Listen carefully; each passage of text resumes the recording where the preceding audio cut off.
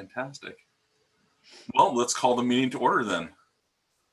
And we'll do the roll call. Okay, Tony Roos, Yes, ma'am. Mark Carlton, Here.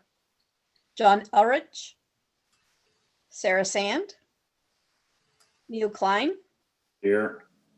Casper Kutz, Roger Kuhlman, Here. Leslie Woodruff, Here. Jeff Greider, Robert Sherry. Here.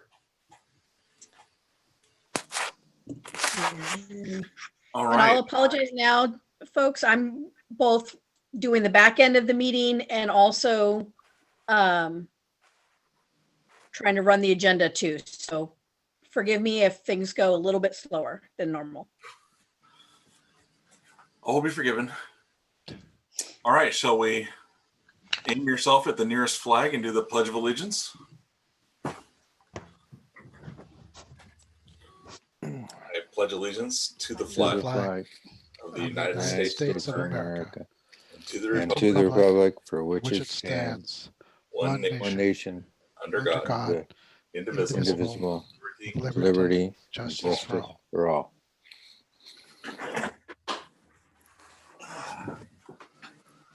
Okay, so we have two comments that were submitted for public comments this week.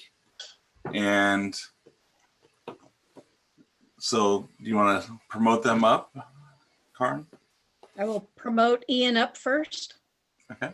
Since he's first on the list.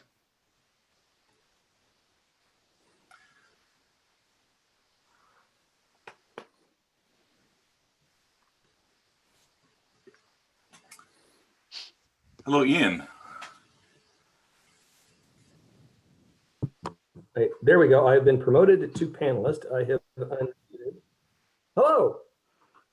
Well, thank you very much for taking my comment.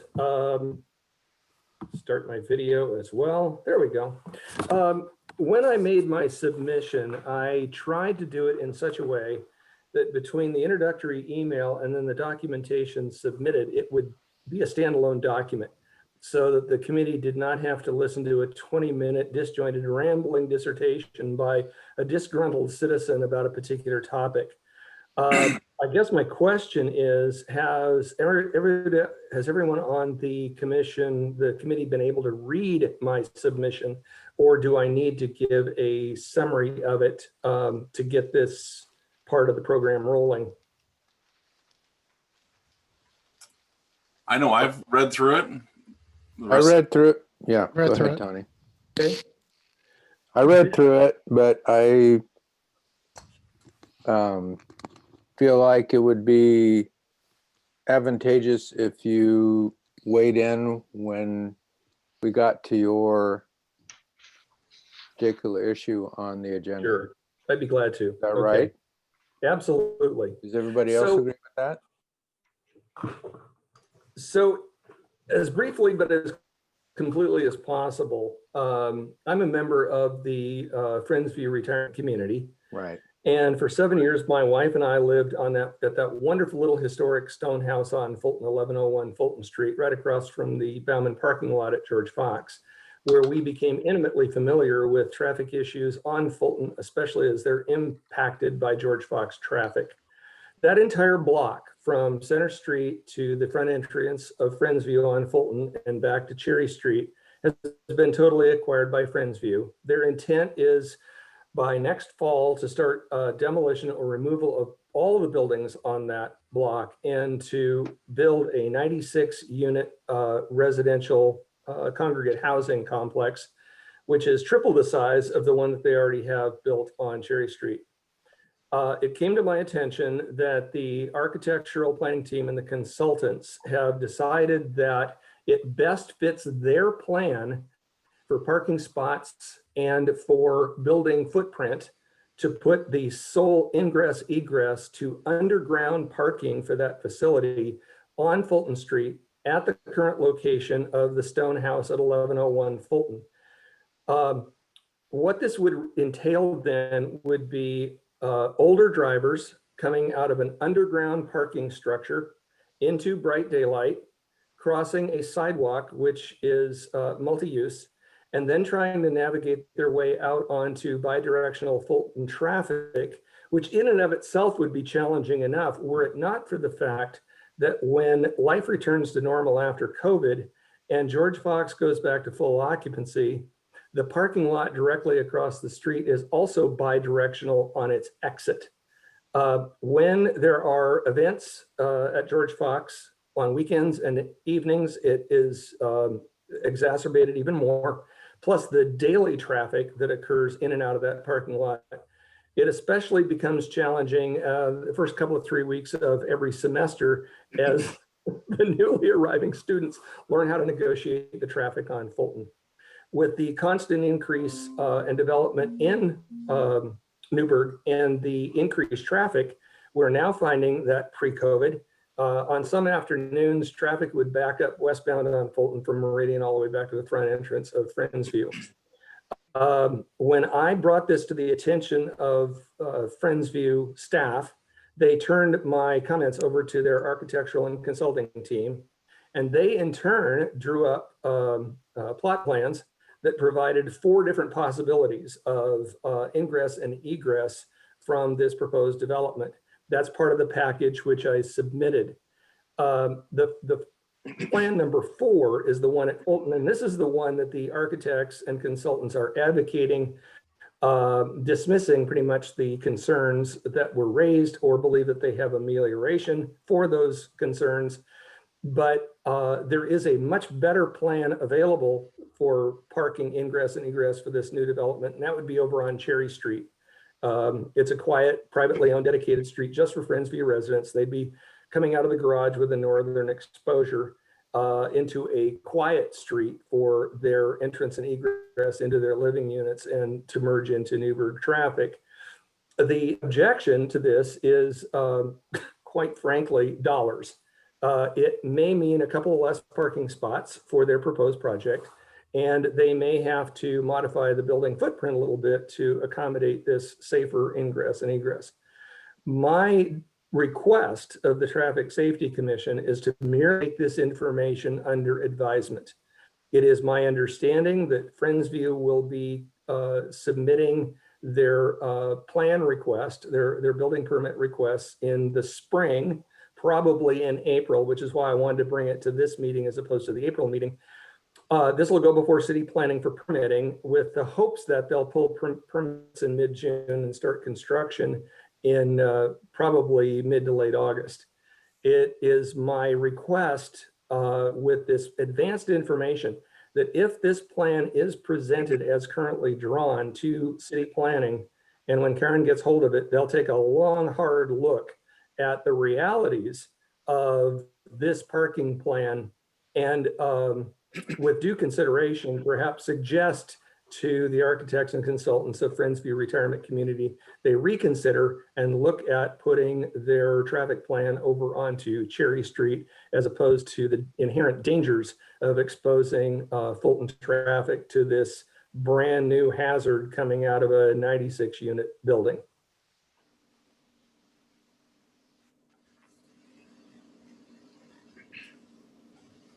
All right, any questions? Just a full disclosure, Tony. Ian and I are good friends. We both serve on a nonprofit together, and he actually came to me with this a few weeks ago and asked my opinion, and we walked around the site and things like that. So I don't think there's any conflict of interest, but just full disclosure that him and I have had a previous conversation about this, and I did advise him mostly about doing it at this point, like he discussed, so that we could possibly be ahead of the ball with Planning Commission instead of trying to do everything within their 120-day window after it got to Planning Commission and they started deliberating on it. Fair enough. Leslie? Yeah, And she froze.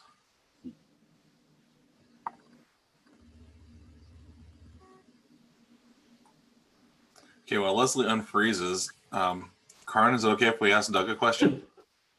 from the architect. Is that right? Or are those your comments? We missed most of your question, Leslie. You were frozen. Okay, can you hear me now? Yes. Okay, take two. Ian, I just wanted to say thank you for your comments. I appreciate your perspective.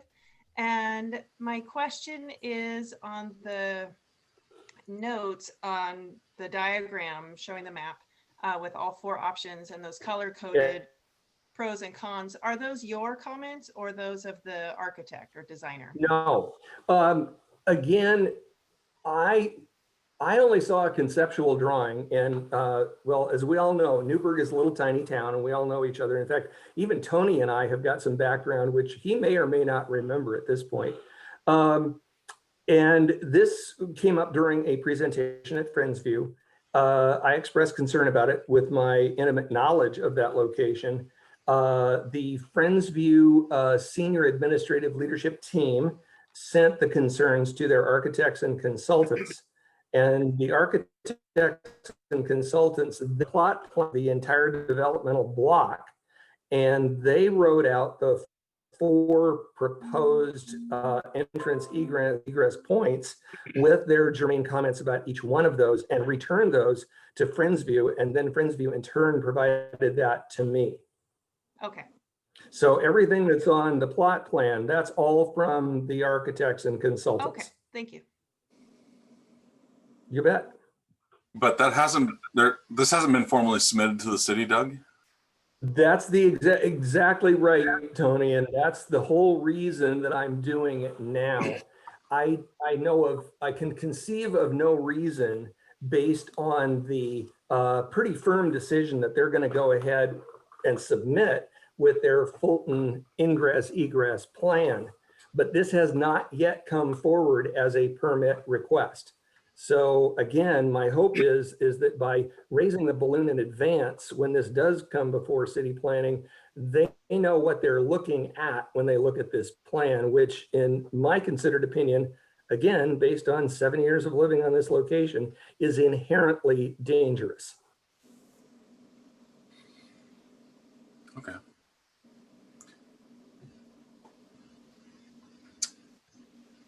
Okay. I have a question. Go ahead, Roger. If the preferred option is the option one, would that mean that all of the traffic then from that particular complex, this new complex and the existing complex, would have to be funneled through Center Street then? Cherry Street. Cherry Street. In all probability, yes. However, keep in mind that what we're talking about at that point is 120 Friendsview living units that would come from their two respective garages onto the existing Cherry Street and then proceed out one of the two Friendsview exits onto Fulton. So you've got senior citizens that would all be using the same quiet access street for their initial entrance into traffic, and then they would filter out onto Fulton from there. So there would be these 96 units plus the existing whatever 48 or whatever. 36. Yeah. The Okay. existing 36. That's correct. Yeah. Okay. Yep. That And would be, again, yeah, go ahead. oh, that's sufficient to be able to handle that kind of traffic, those two Cherry Street. First of all, in as much as some of these residents don't even drive, virtually all of their driving is limited to daytime hours. There are a few who do drive at night. There is relatively little traffic flow from the residents in and out of Friendsview.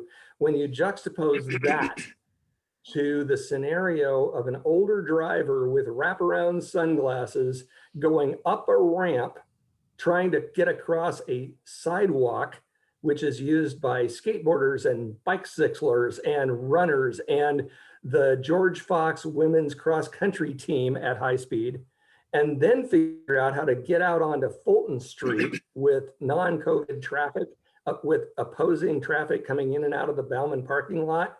I would much rather have those older folks confronting their neighbors on Cherry Street than I would them trying to negotiate that abattoir that will be the attempted exit in and out of Fulton Street.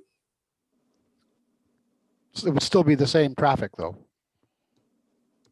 It would still I be the think- same number, it would be the same number of residents arriving and departing from their residency, yes.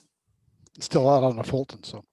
And I Good. think Thank you. one thing to take Thank you. into consideration is that if you look at Fulton Street from Meridian to Villa, you've got basically Friendsview Manor on the north side and George Fox on the south side.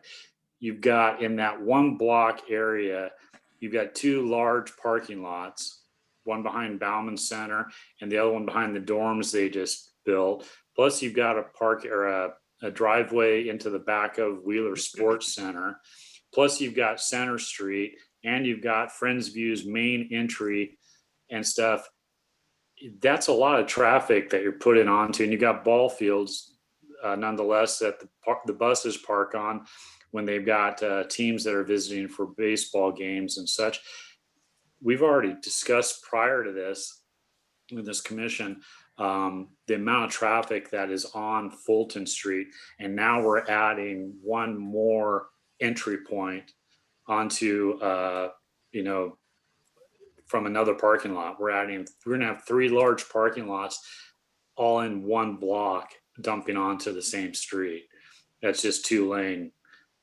So I think Ian's done a very good job of gathering this information together, coming up with an idea of what would possibly work. He speaks from experience of living literally at the exact point of where this entry would be under option number 4.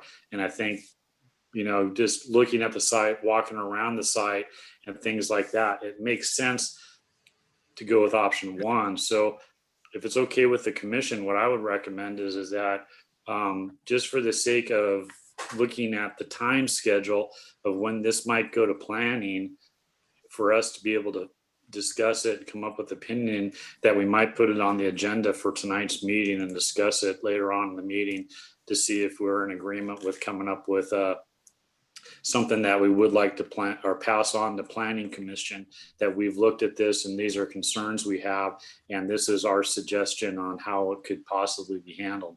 I think if we wait and put it on our next month's agenda, which would be April, if this goes at the same time to planning commission and they're bound by the 120 days of being able to work with a plan once it's submitted, that clock may run out before we are actually able to communicate with them effectively. Mr. Chair, can I Yes, sir. maybe give some additional background information? Yep. Okay. So I do have a So couple I'm questions Doug for you. Brooks. Yeah, I'm Doug Brooks. I'm the Community Development Director. So I'm going to give you a little more flavor of Friendsview. So we did a master plan for the Friendsview campus, not the main campus that's there, but basically University Village phases 1 through 4. University Village phase 1 has been constructed. We, as part of University Village phase 1, we actually vacated Cherry Street. So that is actually not a road anymore. It's not a public street. It's just a private drive aisle, which has some public utility easements in it. With University Village phase 2, we also vacated Cherry Street. So Cherry Street is no longer a public street, but it does retain public utility easements. When we were going through the discussions on the pre-application about University Village phase 2, initially at that time, we were talking about access coming off of Cherry Street. An application was submitted for University Village phase 2 back in August of 2020. A second submittal of that application came to the city the first part of October of 2020. And that application is currently in review. The consulting team for Friendsview asked us to put a hold on issuing the decision. We were actually ready to issue the decision on this application back on December 3rd. We put a hold on that, so it's been on hold for about 5 weeks now, as they are doing their evaluation about where access would come into the underground parking garage. What was in the application that we have in-house that is being reviewed is the access that is out onto Fulton Street. The decision for this project is actually not with the Planning Commission. It is a decision of the director, so it's myself. The only way it would end up in front of the Planning Commission is if the application was appealed or the decision was appealed after I render a decision. I mentioned earlier, there are 2 more phases to University Village Phase 2. So there is another phase, which is north of Phase 2. And then there is another phase that is to the west of Phase 2. So that kind of takes you over to Meridian. So there, in the master plan, there is more continuum care housing that would occur on the University Village and the overall Friendsview campus into the future. So that's just a little bit of the background, because I heard some comments about the Planning Commission making the decision on this one. And in this situation, that is not the case. It's classified as a type 2 application, which is a director decision.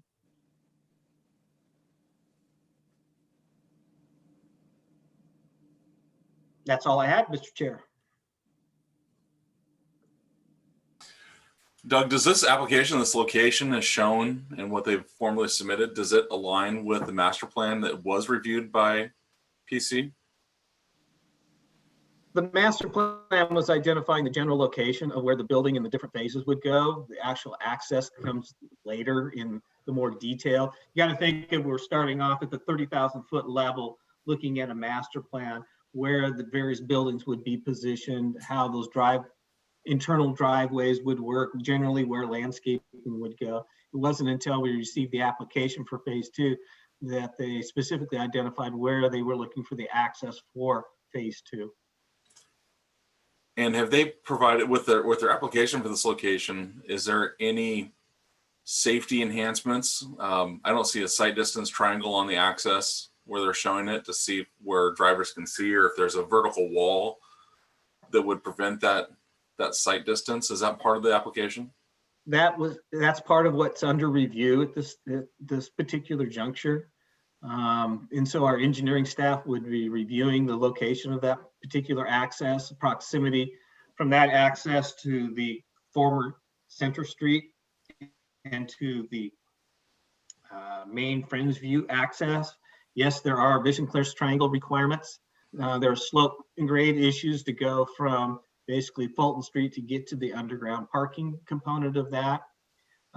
There is the sidewalk, and typically along Fulton Street, as development is occurring, we require the planter strip and the sidewalk. I think that's one of the things that's being evaluated by the consulting team is, does that work, or might you need a portion of the sidewalk to be curb tight? And all of us, I'm sure, have been into parking garages. And you know, the issue about having alarm systems so that people know that if you're a pedestrian that's on the sidewalk and the vehicle's coming out of the garage, you get the beeping and the horn sound, so forth, to acknowledge. That's something else that we would probably look at, or I would encourage our engineering staff to look at. And then of course, there's the parking issue, and I can let Karen kind of address that a little bit more. Comments came up about the buses parking up at the baseball field and so forth. And as traffic volumes increase, and Karen, can't remember, this is a major collector roadway or minor? You remember? I don't remember, but it is supposed to have bike lanes eventually. Yeah, so in the future, if I remember the conversations, and I apologize, I didn't dive deep into this, is that Fulton Street in the future would be 2 travel lanes and bike lanes, and there would be no on-street parking as you see out there today. Part of that is the curb to curb width is a little narrower than what we typically see, but we've had conversations with Friendsview about those bike lanes, trying to get that multimodal component or aspect between Meridian and Villa in place.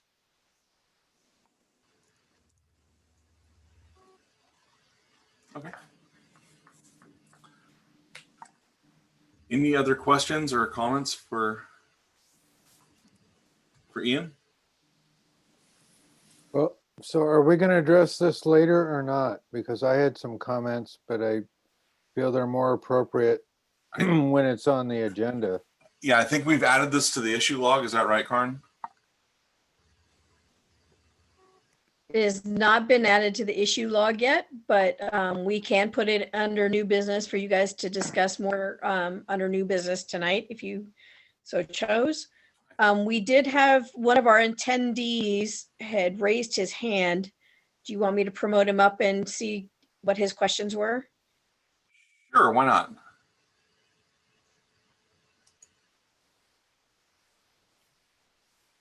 Ed, I think I've promoted you. So if you still have your question, or you can wait for new business if the commission chooses to talk some more about it then. No, yeah, my name's Ed Garrick. I'm the director of campus safety and over here at George Fox University. Some of you know me, some of you don't. We also deal with the parking issues and that whole nightmare that school of this size sometimes puts a crunch on, especially pre-COVID, and as we suppose as post-COVID comes around. I just want to make this statement that I understand completely what Ian is saying about dumping that traffic across from the Bauman parking lot into Fulton Street. I have seen young drivers with not as much experience have a tendency to not pay as close attention of what's happening and pull out in front of people on numerous occasions. And I personally, I think it's a disaster in the making if you allow both of these parking areas to dump basically almost across from each other. And I just want to let you know that as trying to be as good of a neighbor as possible, I sure would hate to see something horrible happen. But I'm not a planner either, so I'm not going to pretend that I know y'all's job. But I just know that in general, if we have a lot of vehicles dumping out there, in that one location especially, we're talking between the current Friendsview entrance and Center Street there.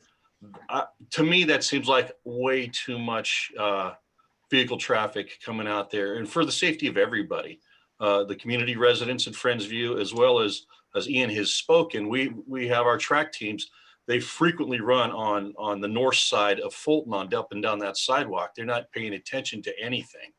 You know, and I just wanted to share that with you. That's my 2 cents for whatever it's worth. And thank you for your time. Thanks, Ed.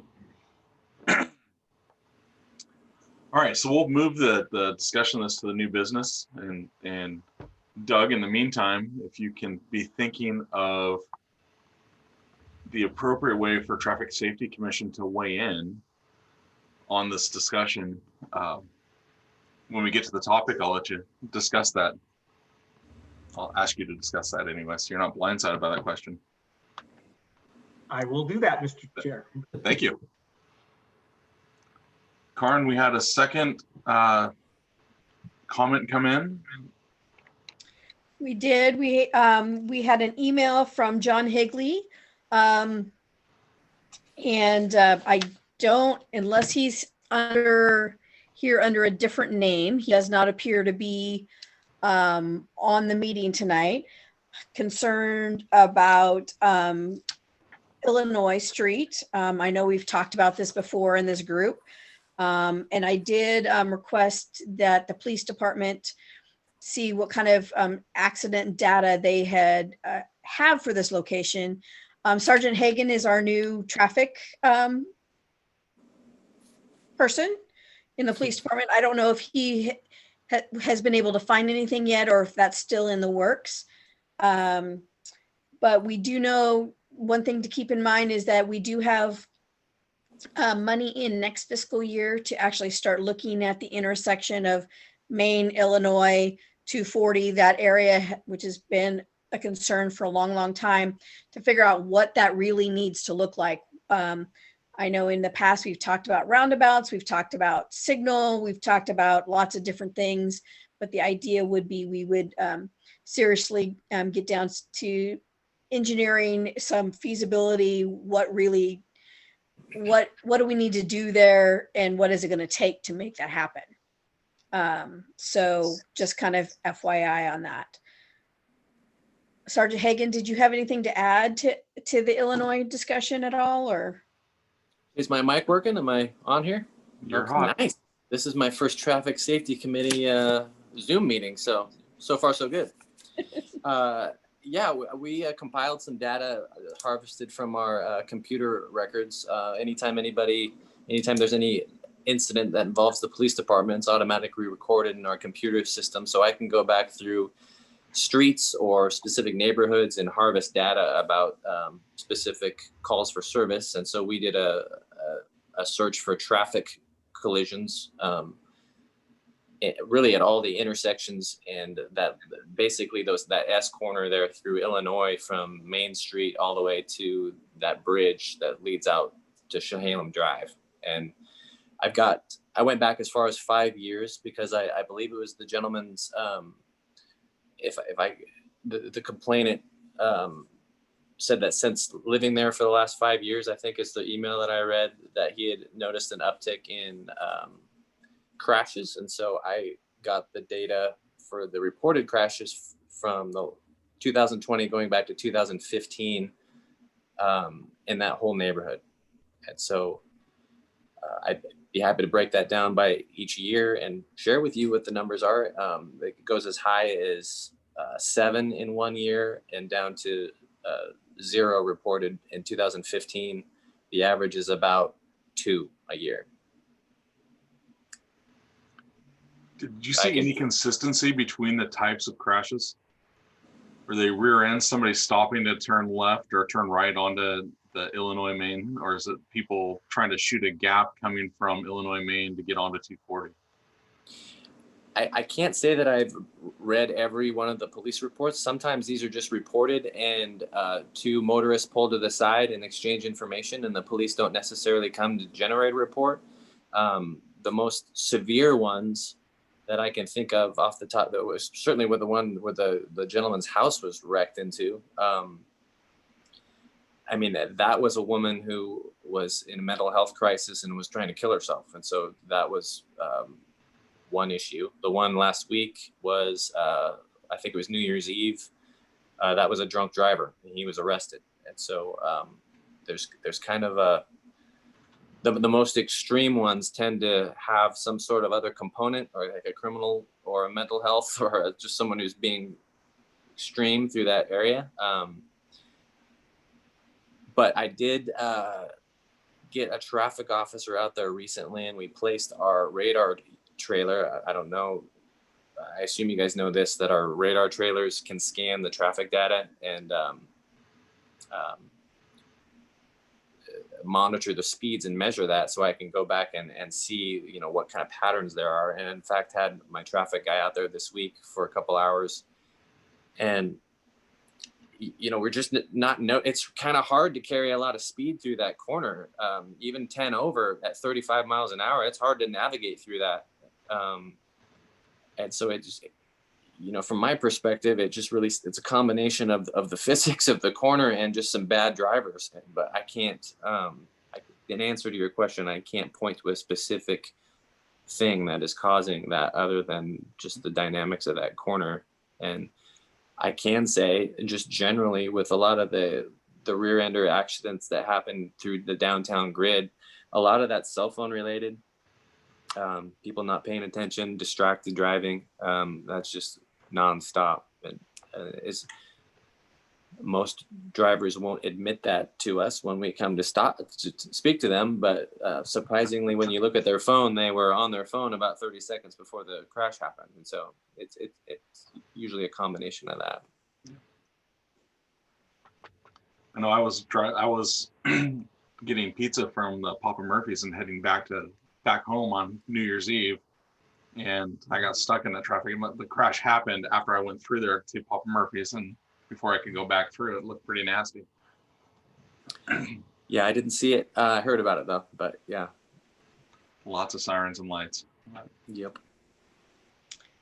Another thing for the Traffic Safety Commission, I think we talked about this last year, is that there was a request made to lower the speed limit on Highway 240 through that area. And ODOT came back and said that it wasn't warranted to lower the speed. So that remains as is, and Highway 240 is their road in their jurisdiction. So we don't have a whole lot of control over that. So even the new rules that were just passed that changed speed setting wouldn't apply to the situation. Correct. But you did fund, it's in the budget, the proposed budget for next year to start looking at alternatives. I don't have I haven't started the budget yet, but it is in the 5-year plan. 5-year plan, okay. The budget comes in the next couple of weeks. So, but that's the goal. We can start asking ODOT for money to fix it. Well, there you go. All right, anything else on the Illinois 240 Main Street trifecta? Maybe this is a question for Sergeant Hagan. Is there, I'm sure it's on your regular rotation of police, waiting. Has this John Higley, has he contacted the police department at all, or just through the Traffic Safety Commission? I don't know the answer to that. He hasn't contacted me directly. And it's just Brian, by the way. You guys can all just call me Brian. I haven't directly spoken to him, but I have seen email chains. I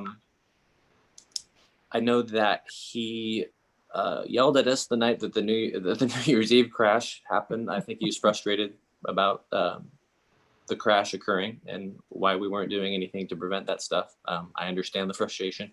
We would like to stop it if we could. But yes, that we are very complaint driven. And so, there's a lot of different neighborhoods in Newburgh, all who have the occasional speeder and crash. And so when a hotspot kind of picks up, we focus some efforts there. And of course, it dies down for a while and we'll go to the next hotspot and we just kind of rotate through the city doing that stuff. Since taking over the traffic team, I've tried to be a little bit more proactive by sharing the complaints that we get on the traffic team to everybody on patrol so that all the other officers can maybe devote some of their spare time to those problem areas when there isn't necessarily a traffic officer working. But there, that's in between other calls for service. So we're trying to spread that enforcement out as best we can, but it's really complaint driven and we'll go out the same day that I get a complaint and focus on those areas. But we rely on that a lot to hear from citizens about where they're seeing the problems, and we'll respond as best we can, as quickly as we can. So Brian, you don't have the data from the speed trailer yet?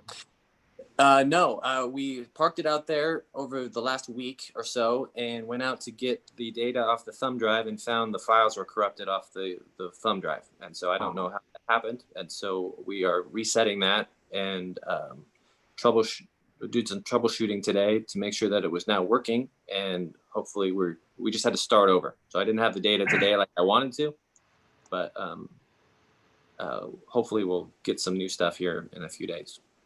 Be interested to see what the speed is. Mm-hmm. Ron, can I ask how much of that is regulated by state since it's Highway 219? Even though it's in the city, last time we discussed this, didn't state kind of say, hey, it's still part of Highway 219 and it's our jurisdiction? Yeah, it's Highway 240. Yeah, it's their Or jurisdiction. 240, excuse me. So yeah, as we're working through the feasibility and what that intersection will look like in the future, ODOT will certainly be a part of that discussion as we're moving forward. So, and Tony, it looks like Mark has his hand up again. I don't know if you can see that or not. I cannot. You can't? No, go ahead, Mark. I can. Well, thank you.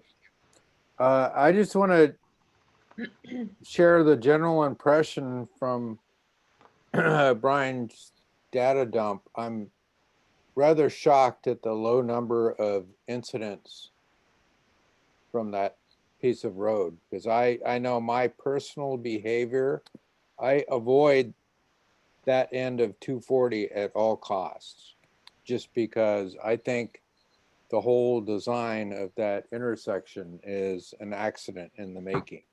And that might be a reflection of my personal driving skills, but I'm just, if I find Brian's share of the data encouraging, that maybe this, maybe like we said, because of the curve of 240 at that particular moment,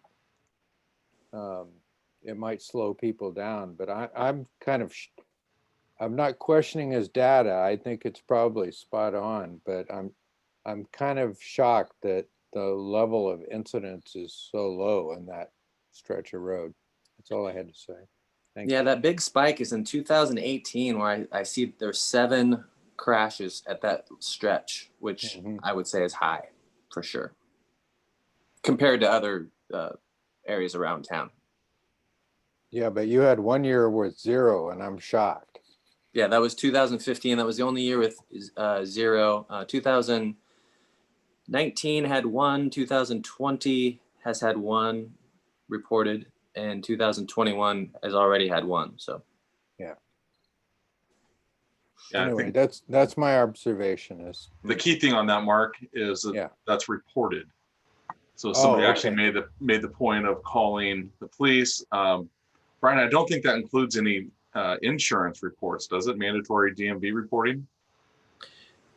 no, we would not have any access to that type of data. This is just Okay. for calls for service that have come to the police department regarding traffic collisions anywhere near them. So there would be another report that Karn could run, probably happen if this project gets funded, that goes through ODOT, that they do have their accident or their crash reporting that pulls from the DMV reporting. All right. Thank you. Okay, shall we move on the agenda? Casper's hands up. Oh, Casper. I'd just like to give a little bit of input. I live really close to the area and travel through from Illinois to Main Street all the time. And even in the last 3 weeks, I've seen some near accidents happen when people pull off of East Illinois to the stop sign, the second stop sign to go on to Main. And people turn right off of Main to continue on Main. And then they nearly T-bone, but luckily so far, both drivers have always been really conscious of their surroundings.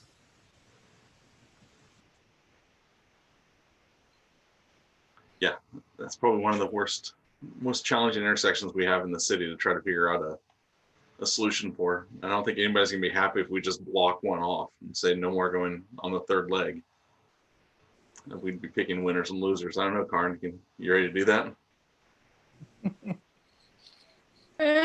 You know, we'd have to do a lot of public outreach first. Yep. And then Tony, we do have 2 other attendees. Oh, fantastic. So I'm not sure if they have public comment or they're just here to listen. Are you ready for the next one? I think so. I will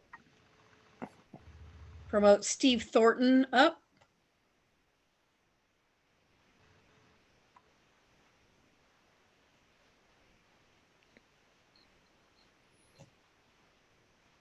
Hello, Steve. Are you there? I feel like a talk show host.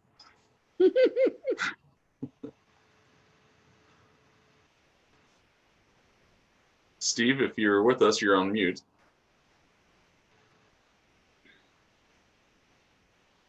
How about now? There you Well, good evening, everyone. My name is Steve Thornton. I live on the northwest corner of Sheridan and Meridian. So I was hoping to listen in and participate when that yellow stripe discussion comes up. Fantastic.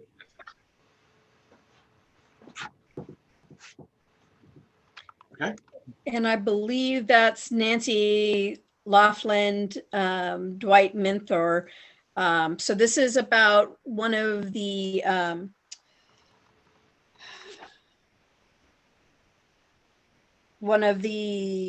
limited decisions that the Traffic Safety Commission would affirm tonight. There's 2 of them. So not sure if you want to do that here in public comment or wait until we get to the staff reports and general information to have the discussion or under new business. And Nancy is, I'm going to promote her also.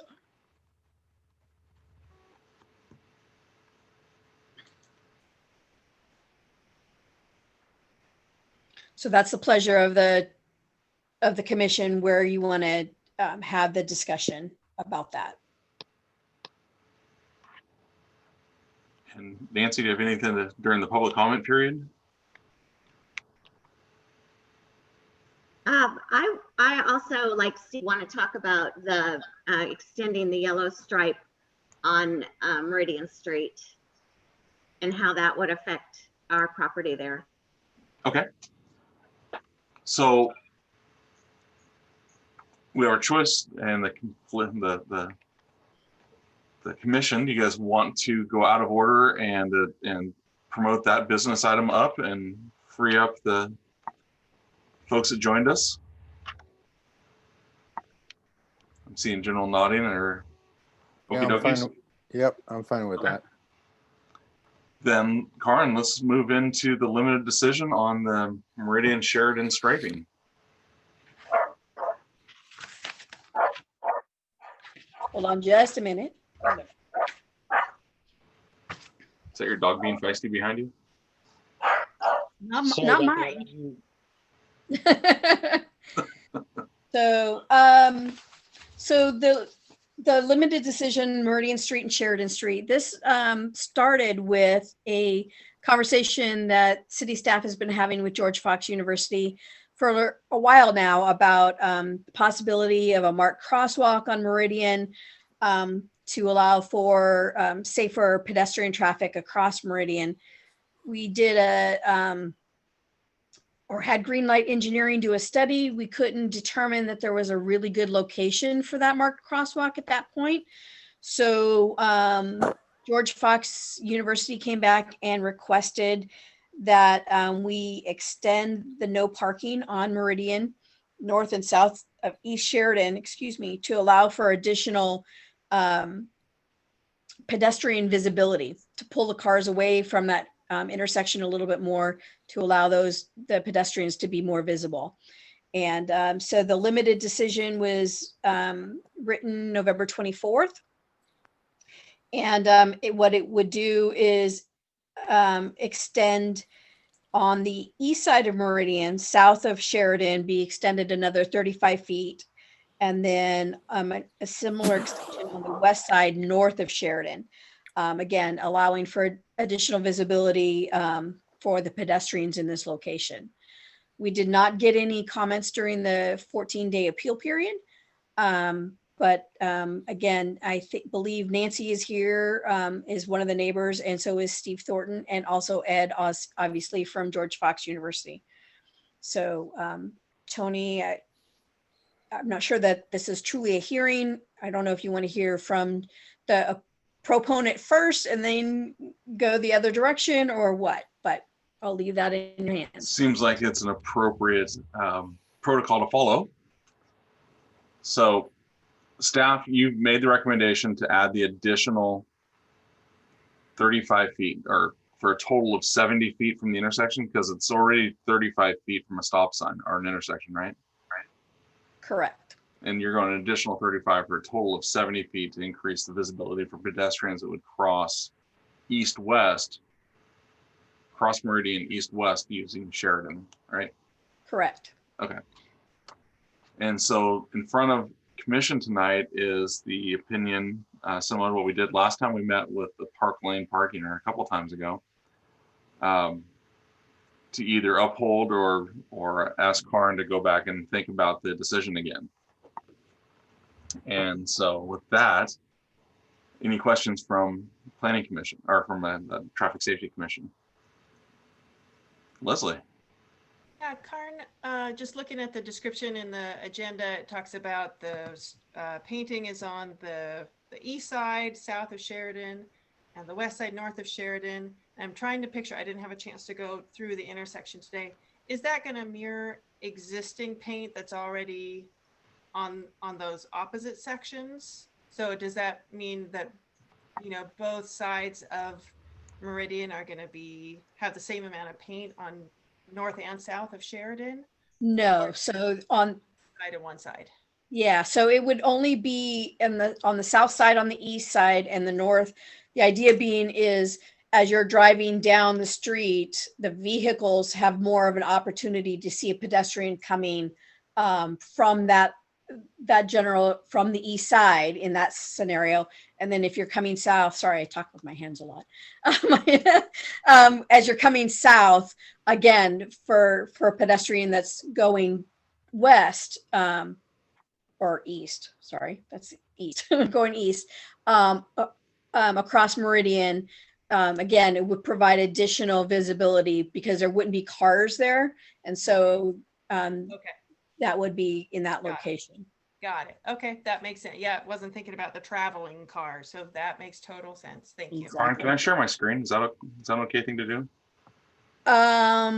You can, and Roger Coleman has his hand up, FYI. I think I have to let you share your screen. It looks to me like you're proposing to paint from the intersection to the nearest driveway on both sides. Hold on. I have to make you a co-host and then you can share your screen. Let's see. I can at least tell you for my side on the northwest side, it's all the way to the middle of my driveway. That's what I was measuring in. So I'll just share that screen. So if you can see the Google Earth screen, I think 70 feet starts here. You see the first bit is painted at the intersection. That's going to get extended to, it looks on Google Earth, somewhere to here. Leaving a little bit to a driveway that's supposed to be no parking anyways. Mm-hmm. And then the other side, oops, I go 70 feet from here. Actually, that one is only 35, Tony. Sorry. Oh, it's a total of 35 on that one? Yeah, on that side, yeah. Okay, so it would be almost to the path, the footpath. Correct. I mean, I believe it's 30 or 35 feet today.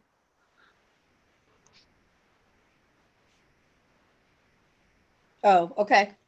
Is it currently there? I didn't believe it was. Oh, it is there. Okay. My mistake on that one. It's been a while since I went out there.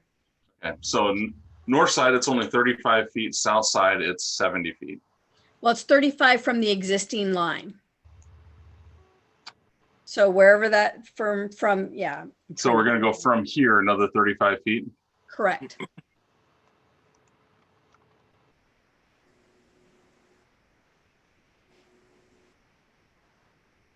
Well, that's right about there.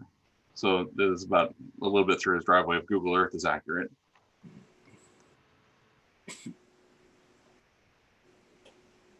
But just to give the visual for those that haven't had a chance to go out, take a look at it.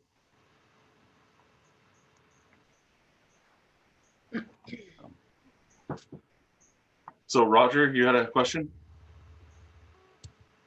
I just wonder how is this consistent with other high traffic pedestrian areas in the city that you have like 70 foot of sight distance for those intersections where, again, heavy traffic, I can see there would be heavy pedestrian traffic in these areas.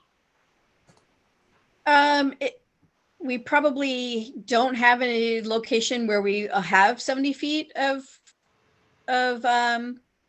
visibility. Again, this is after conversations with George Fox about, the safety of their students and faculty that are crossing that street normally regularly. So it was a request made by them, and in particular on the east side of Meridian, it's all their property.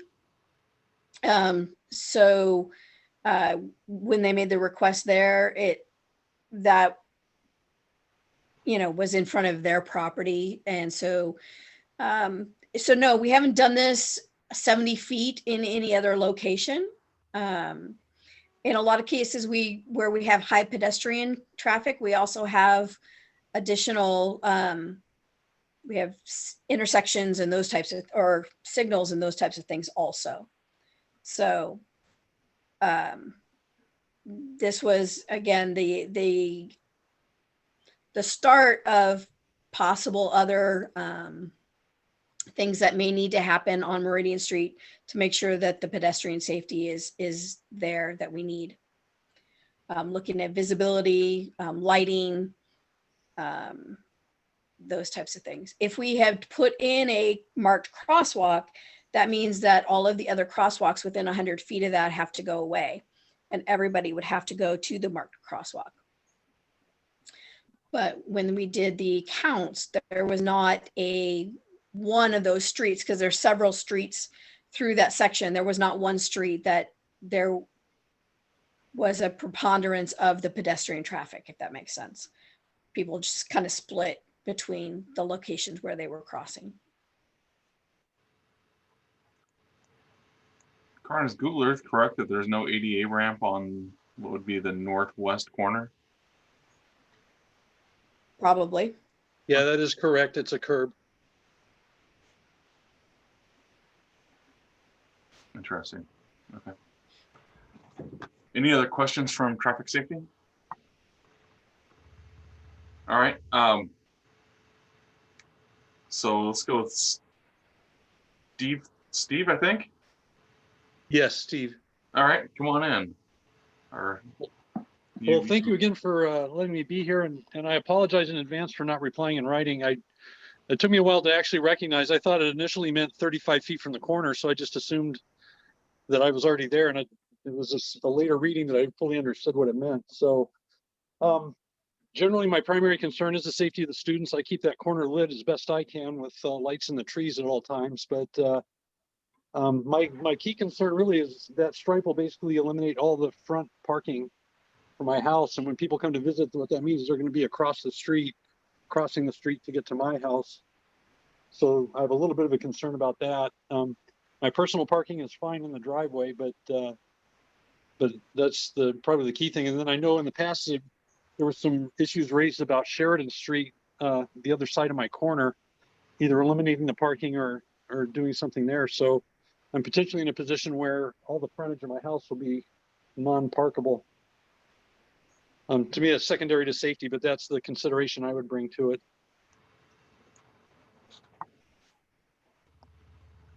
And Tony, if I could jump in. So the Traffic Safety Commission did at your last meeting determine that you were not changing the parking on Sheridan Street. You were leaving it as is. So nothing on Sheridan Street is in the works to change at this stage in the game. So just kind of keep that in your mind. Any questions for Steve? All right. Thank you, Steve. Nancy? Yeah, my concern is my family owns the buildings at 211, 212, and 215 North Meridian. And those were built by my dad, not 211, but the 214 and 215 were built by my dad in the 70s. They're owned by my mother now, and we're the power of attorney for her. And those buildings, we were allowed to build them with the limited parking lot approved by the city because we knew that there would be on-street parking for not maybe employees of our tenants, but for certain people visiting those buildings. And one of the buildings is being used currently by a daycare provider. And we have a lot of parents early in the morning and late in the afternoon dropping off and picking up children.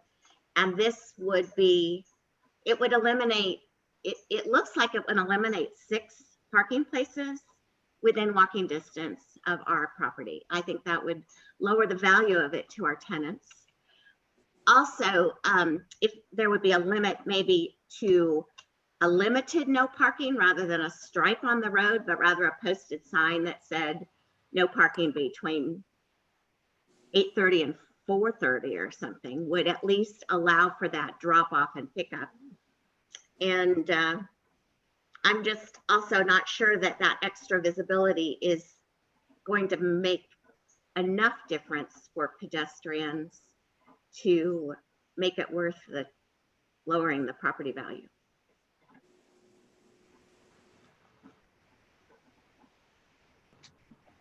Thank you, Nancy. Any questions for Nancy?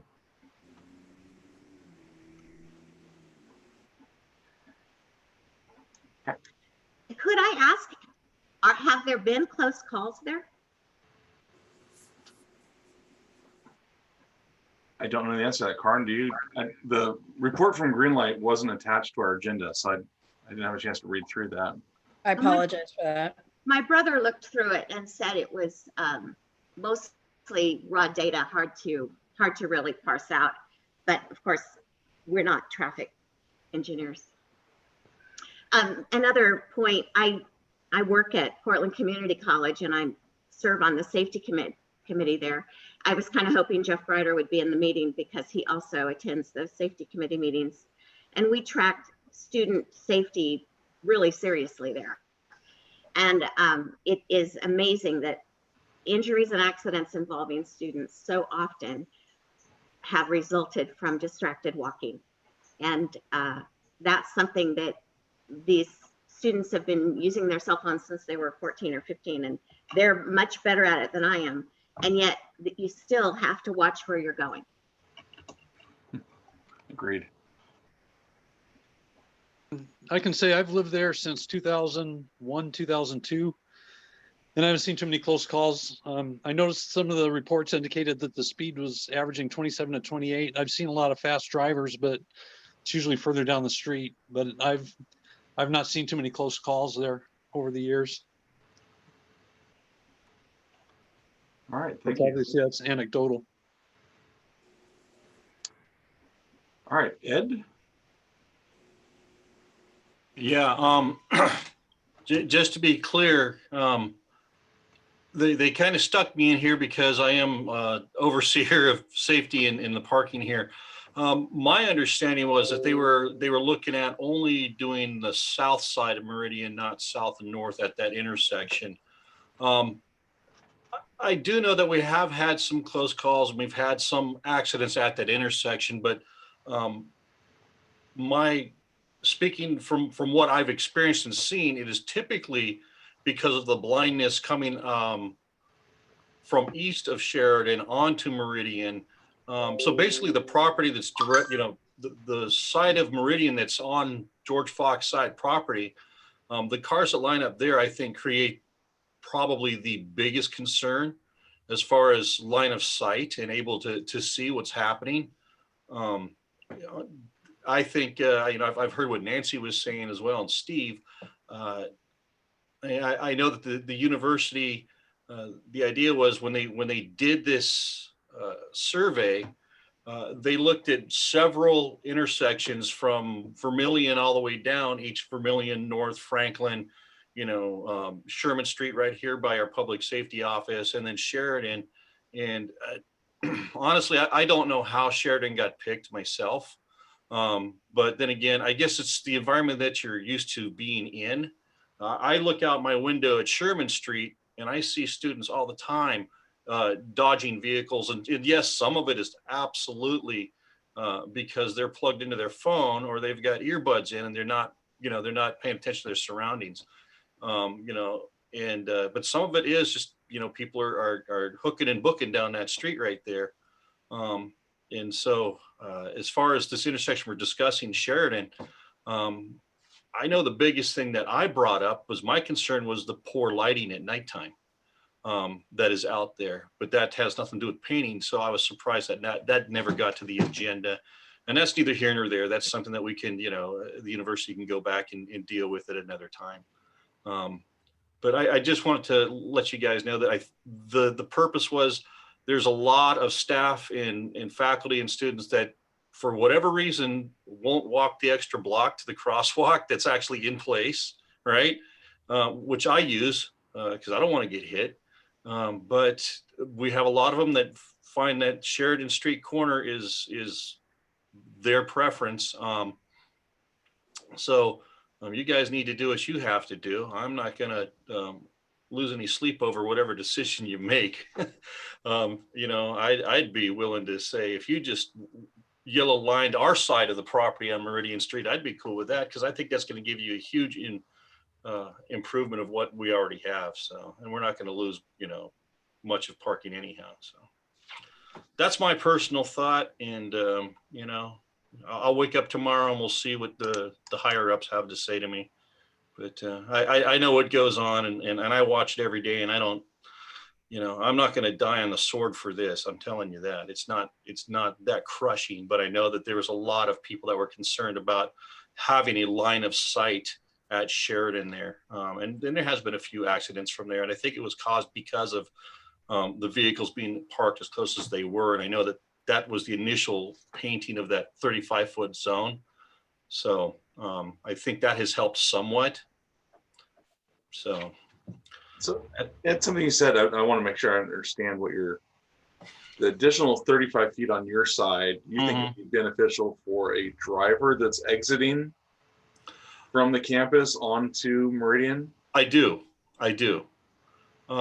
Because I've driven out of that. If any of you have ever driven out of that entry of Fox at any time onto Meridian Street, and you're trying to see the traffic that's coming off of a Hancock onto Meridian, and you have that whole area lined up, it's difficult to see what's going on, because you want to inch out, because we have vehicles that are lined up further north on Meridian Street. So as you inch out, if you don't see it, there goes your front end. I've seen that happen a couple times. And I know we've had a couple of incidents right here at Sherman as well. It's just the nature of the beast. You have a lot of cars, a lot of people, and it's a main thoroughfare. So it is what it is. So the concern is just, trying to educate the students. I've tried to educate them. We've got our little flyers we hand out, and our orientation things about looking both ways before you cross the street. Everything we should know as an adult, but it's a different animal sometimes. So.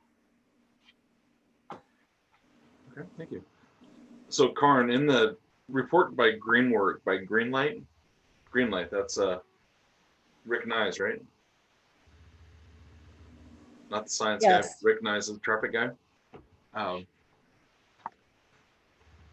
What was the thought behind the additional 35 to 70 feet on both sides?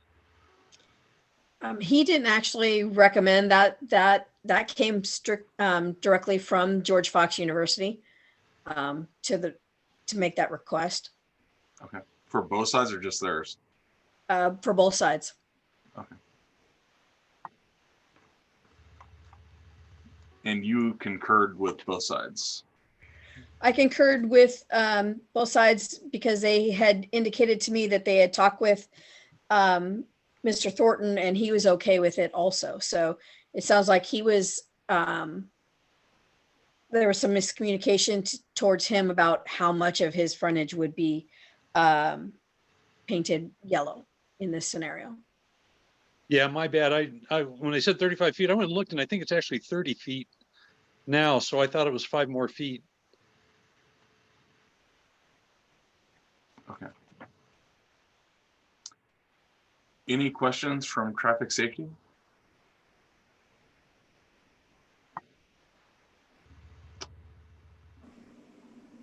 So the decision in front of us is to uphold or ask Karin to go back to the books one more time. And I would look for a motion from Traffic Safety Committee or a round of questions. I guess if somebody makes the motion, then we can have discussion. Leslie, you're the parliamentarian. Is that the right way to do it? The most experienced parliamentarian? Hardly, but I know in the past, usually traffic safety, we tended to have a big discussion, and once we were all in agreement, then we'd have a motion. City council tends to have a motion and then the discussion. Okay.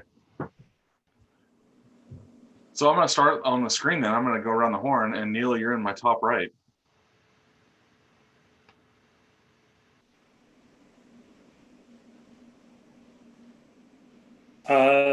I guess I share the concern with Mr. Thornton about taking away parking in front of his house or his home. My experience going down, driving on Meridian is that most of the pedestrian traffic that I encounter comes between cars. They're typical college students, and they're not really going the extra length, like has been mentioned, to go to the intersection to cross the street. They'll do it mid-block or wherever deems necessary. And, when they're popping out between vehicles, they're blind until they're there. So I don't know that we're really going to gain anything by adding on the northwest side, since mostly because that's residential and there's probably not going to be as many students coming from that side. I can see an argument for going the extra length on the southeast side, where those buildings are George Fox, and they possibly will have more pedestrian traffic coming out of those buildings and entering into the street, or if we could direct them more towards that intersection and make their crossing instead of mid-block.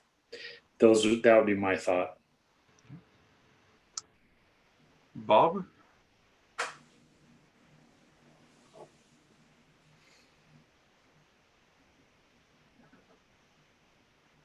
Yeah, I'm kind of grappling with this too.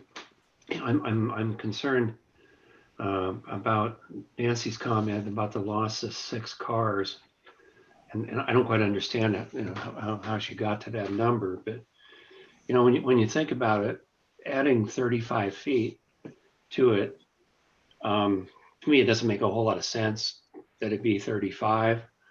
A normal parking stall is 22 feet long in this situation, and you've got an extra 13 feet that you can't do anything with. So I'm more inclined to say maybe that number ought to be in the low 20s instead of 35.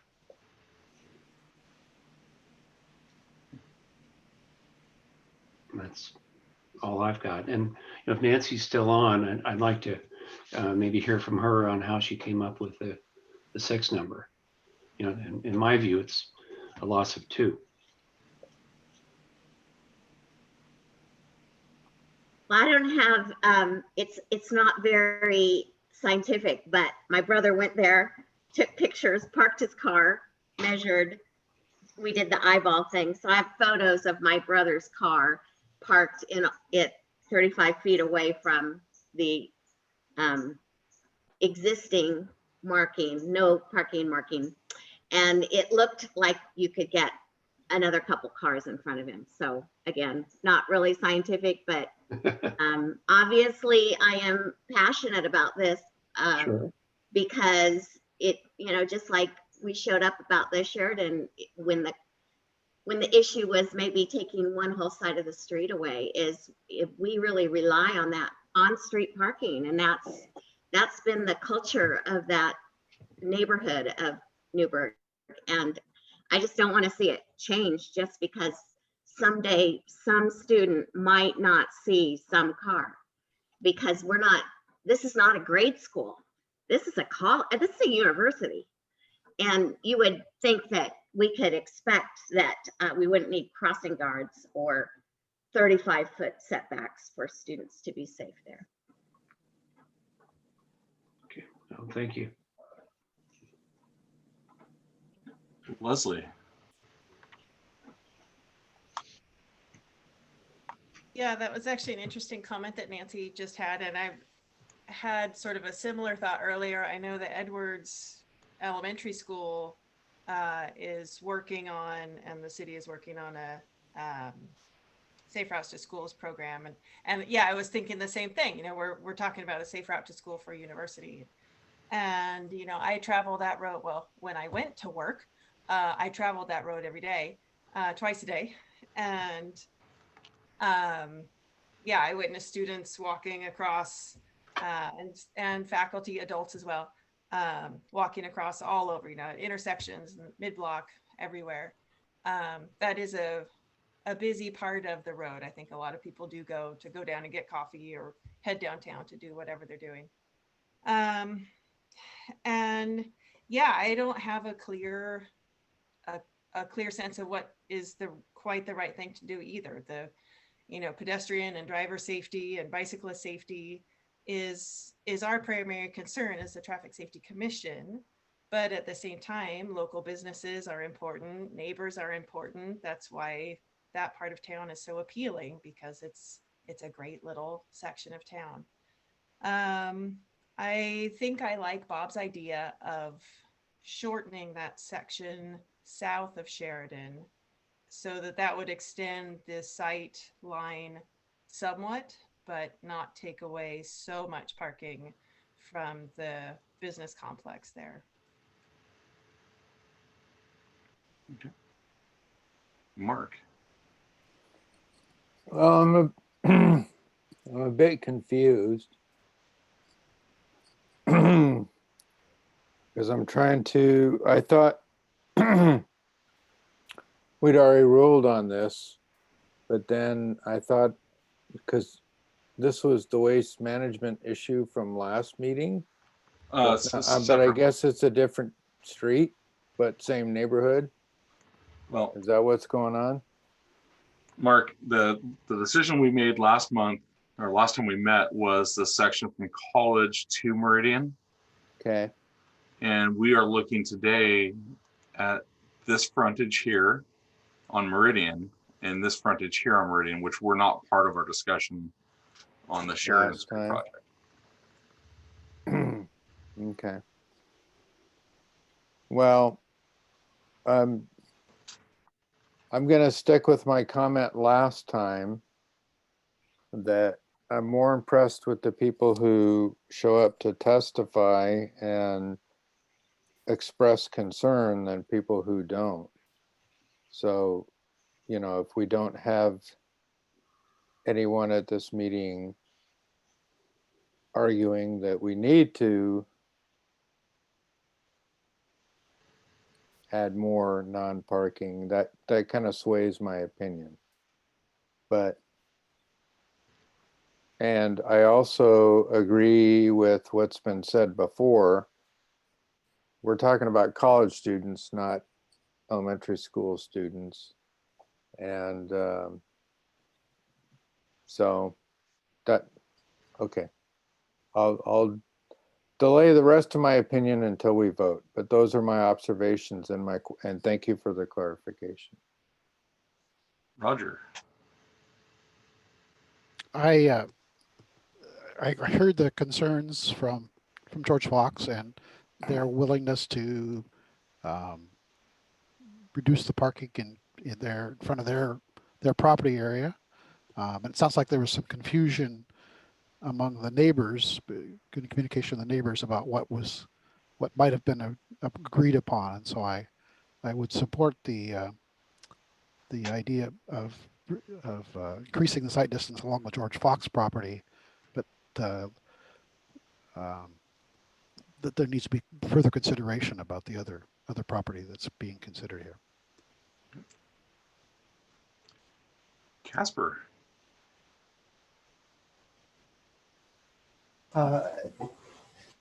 Yeah, I was thinking somewhat along the lines of what Bob suggested, just somewhat expanding the yellow lines.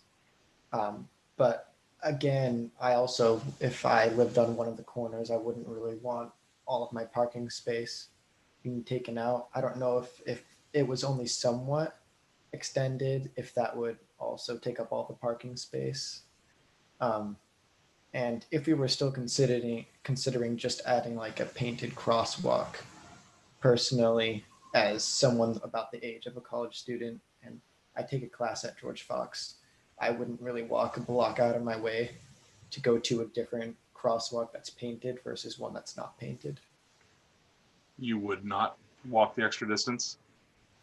if it was in the opposite direction, I would probably just take the crosswalk that's not painted. No judgment. I'm the same way.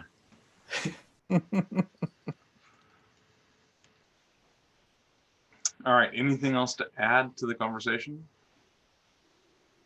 Russ, Doug, or Karin from staff? Or Brian?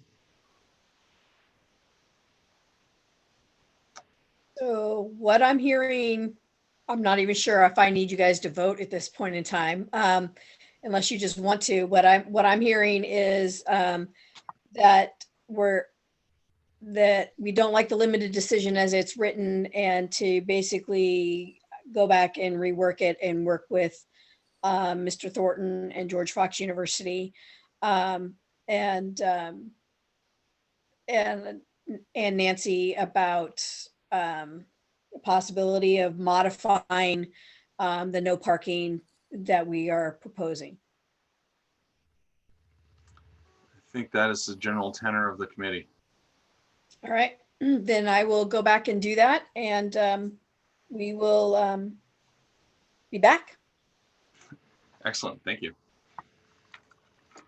Ed, Nancy, and Steve, thank you. You're welcome to stay if you'd like, or you can continue. I think it might be the fourth quarter of the game right now. Well, this is Steve for your Thornton. I'm going to ring off, but I'll make myself available, and I'm wanting to participate fully to make sure I support everybody. Yeah, me too. I'm going to go watch football. Thank you. I'm going to go eat ice cream. Oh, man, that's even more to be jealous about. Right. Thank you, Yeah. guys. Appreciate everything you guys are doing. Yep. Thank you. All right. Next on the agenda, back up to the top, is election of chair and vice chair.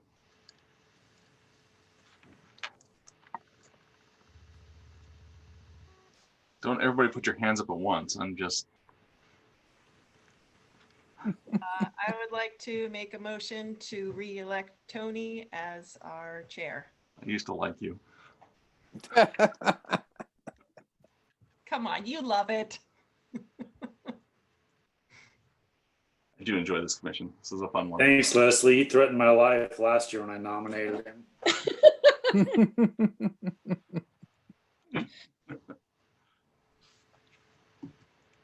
Well, I'll second that one and add to it that we retain Leslie as vice chair, just to make her feel a little bit loved.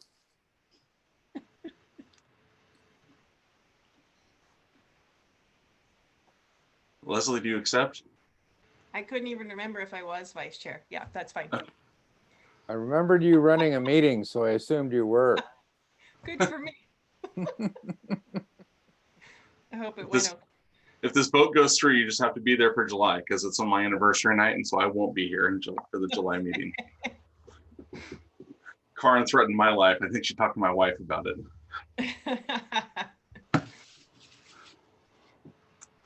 All right. Sounds like a motion and a second. Is there any other discussion? All in favor? Motion to close nominations. All right. All in favor, say aye. Aye. Aye. Aye. Opposed? All right. All right. It's like Leslie now. Keep her for another year, Karin. You have to keep dealing with us. All right. Consent calendar 2021 meeting dates. And we are going to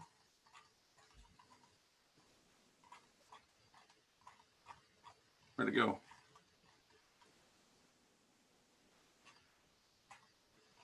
That? Oh, I missed it on my agenda. Okay. So I think we're staying with the quarterly meeting, Karin. So it'd be the second week of April, second week of July, second week of October. Yeah, those would be the set dates. Again, remember that if there are things that we want to talk about or we need to meet more regularly, we can, but these would be the stated meetings that we have to meet. And then after that, we can add additional meetings if need be. I don't think there's an action necessary on that.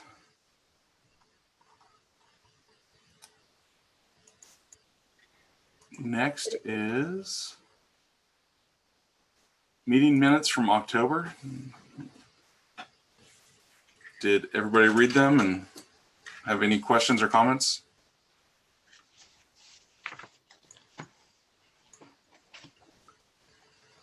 Hearing none, we'll say they are approved as submitted. So Tony, we'll get the draft taken off and then I'll get it over to you for your signature. Okay. I don't know how to sign these. Huh? Have we not had you sign them before? No. I may have to go back and find all the other ones and make you sign those too then. Electric signatures. That's what they're great for. I don't know if you guys know this. There's rules around electronic signatures, especially for engineers, that you have to save it in a secured location. So I can't just sign, import a JPEG of my image onto a signature on formal documents. And it's a subscription service we have to buy.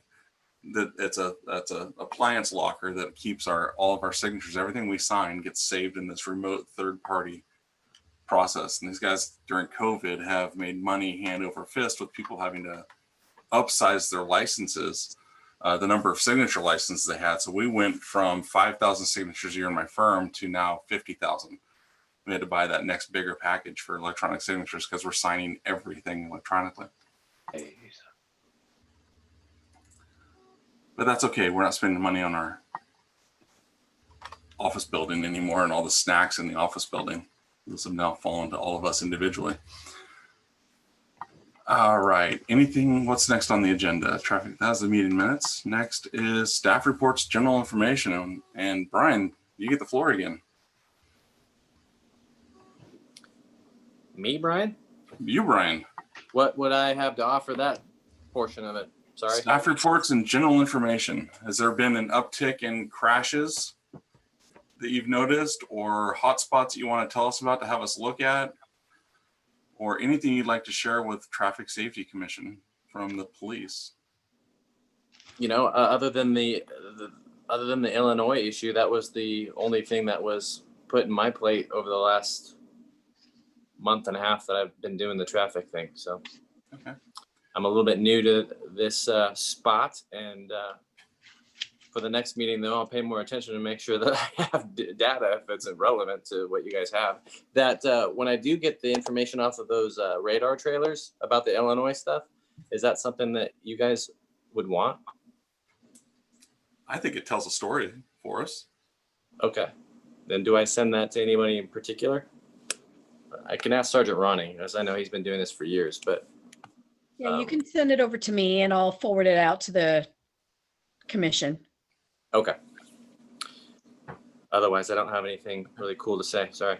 We saw through social media and the interwebs that there was some enhanced patrols over the holidays. Oh, right. We get grants throughout the year to do, basically we hire an officer or two on overtime to come in and just target 3 criteria that the state gives us grants for, which is usually drunk driving, distracted driving, and speed enforcement. And so we that money, isn't constant. So we try to use those funds on smart days of the year, such as New Year's Eve or Super Bowl Sunday or holidays, where we're going to have statistically the most impact for putting a dent in the drunk driving and that type of thing. So.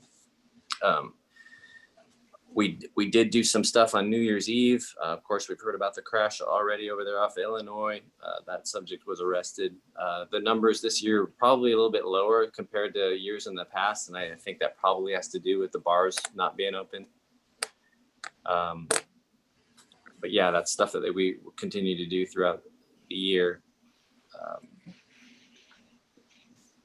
Any questions for Brian? Fantastic, thank you. Engineering, active issues log, or other stuff you'd like to talk about, Karin? Sure, so the active issues log was updated. I'm trying to note on your agenda which ones changed or had a change to them from the last time you saw them. So Sheridan Street was put on there as complete because you guys decided not to do anything with that at your last meeting. Meridian Street crosswalk, we just kind of talked about. Crosswalk on Hayes, that limited decision was issued and the Traffic Safety Commission affirmed that at the last meeting. The striping has gone in and the signage has gone in for that crosswalk there. So that is complete at this point. And then Park Lane parking is the other one that was the other limited decision that was issued that the commission needs to affirm. You know, we've talked about Park Lane in multiple locations or multiple times about no parking there. And the decision that was issued was just to install no parking at the intersection of Park Lane and Villa Road, and then also 15 feet on either side of the Chehalem Point Apartments driveway. And that's to allow, again, visibility for people coming in and out of there. And if the Traffic Safety Commission agrees with that decision, we will have that paint installed when paint can be installed with the rain. You know, it may be a little while, but that would be, again, it's a step forward for, I think, a lot of the neighbors out there. I'm not sure it's everything that they want, but I think it gives a good start on sight distance and safety out there. So those were the things on the active issues log. Neil? Karn, if I could ask, has there been any progress on that fence on the north side of Park Lane and Villa? There has not, as far as I'm aware. I will double check with Brian Korn, our code enforcement officer. I know he was trying to reach out to those folks. It's more of a struggle right now with COVID, but I will touch base with Brian and get you guys an update on that. Thank you. So Karn, you did issue a limited decision for the additional paint at the intersections of the driveway. Correct. And we need to affirm that tonight. Correct. Shall we do that now? Any questions on that?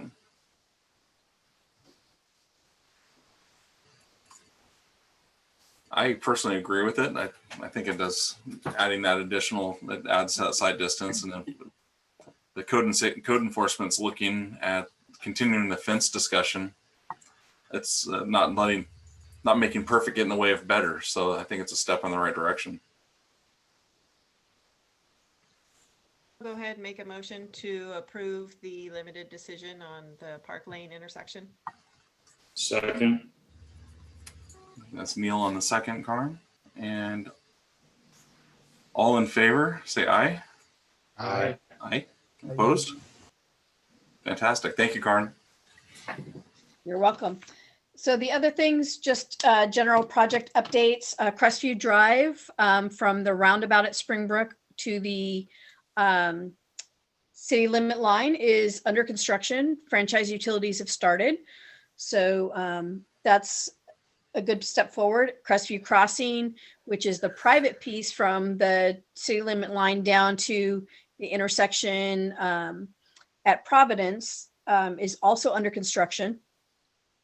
So this time next year, we should have a street that goes from 99W over to Springbrook.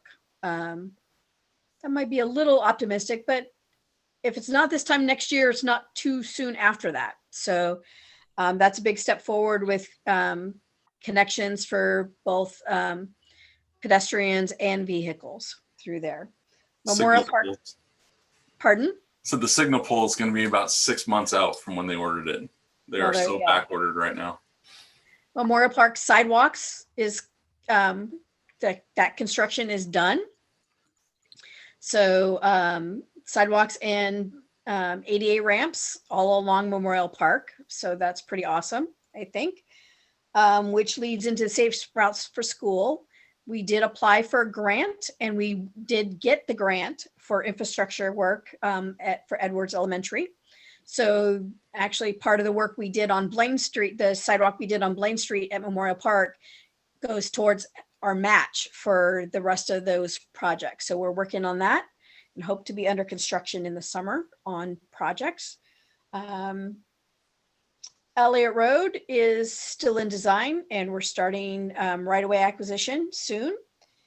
And then another, I think, fun thing that we're starting to do is we're working with Cprd, and we're going to try and put an interactive sidewalk trail map up on the website so that somebody could get on there and see, I live here, how can I walk safely to downtown or whatever the case may be. So we're going to start that effort.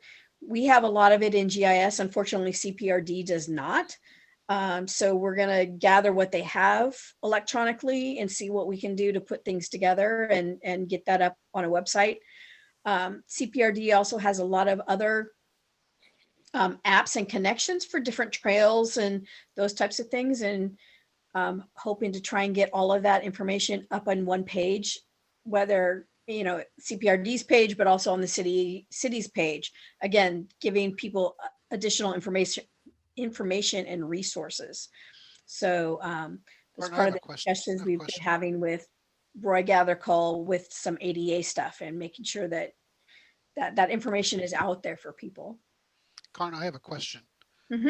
Who's responsible for maintenance of the trails? Is Cprd responsible for that? Yep. Okay. And anything that's off the roadway is Cprd. Okay. And who's watching for the parkway design and the trails that are going to be interacting with that? I'm not sure. I can answer that one, Karen. There you go. Okay.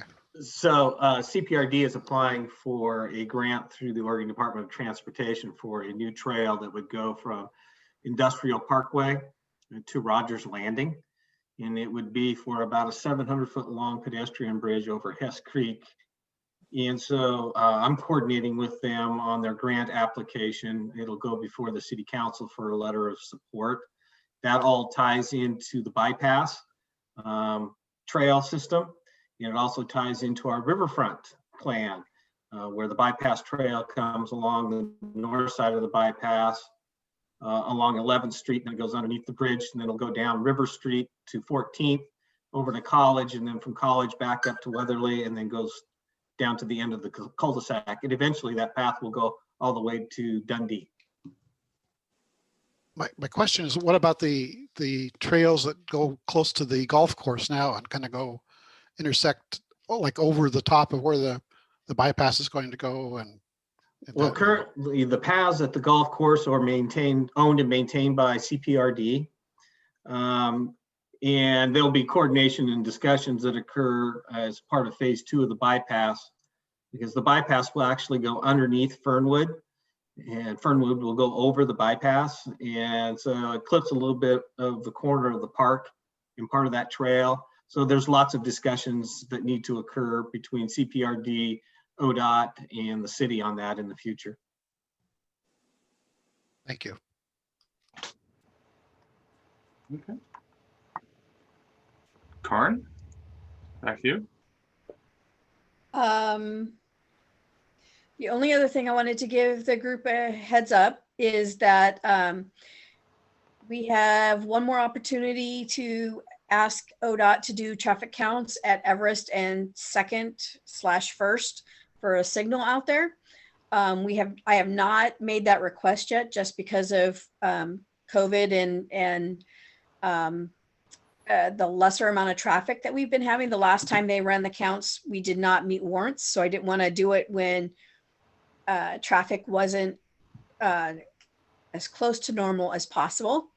I will probably make that request in the spring to ask them to run those counts again, especially as the governor is talking about at least some of the schools being back open again and those types of things. So we'll see. It may be spring, it may be fall, but it hasn't fallen off the radar screen. We're still looking at it. But I wanted to make sure that we had the best opportunity to meet those warrants to get that signal installed out there. So Karin, when does ODOT's agreement to keep looking at this expire? it doesn't really, other than it said, the agreement says that within 3 years of the bypass being open, that they would look at it again. So, I think we've got a pretty good argument in the sense that, you know, things have been definitely not normal this year. So to look at it this year wouldn't be, proper. So I will be pushing them to look at it this coming up year. And hopefully we can make that happen.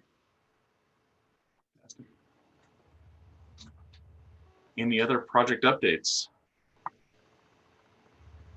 Not that I know of at this point. Does anybody know of anything they have questions about?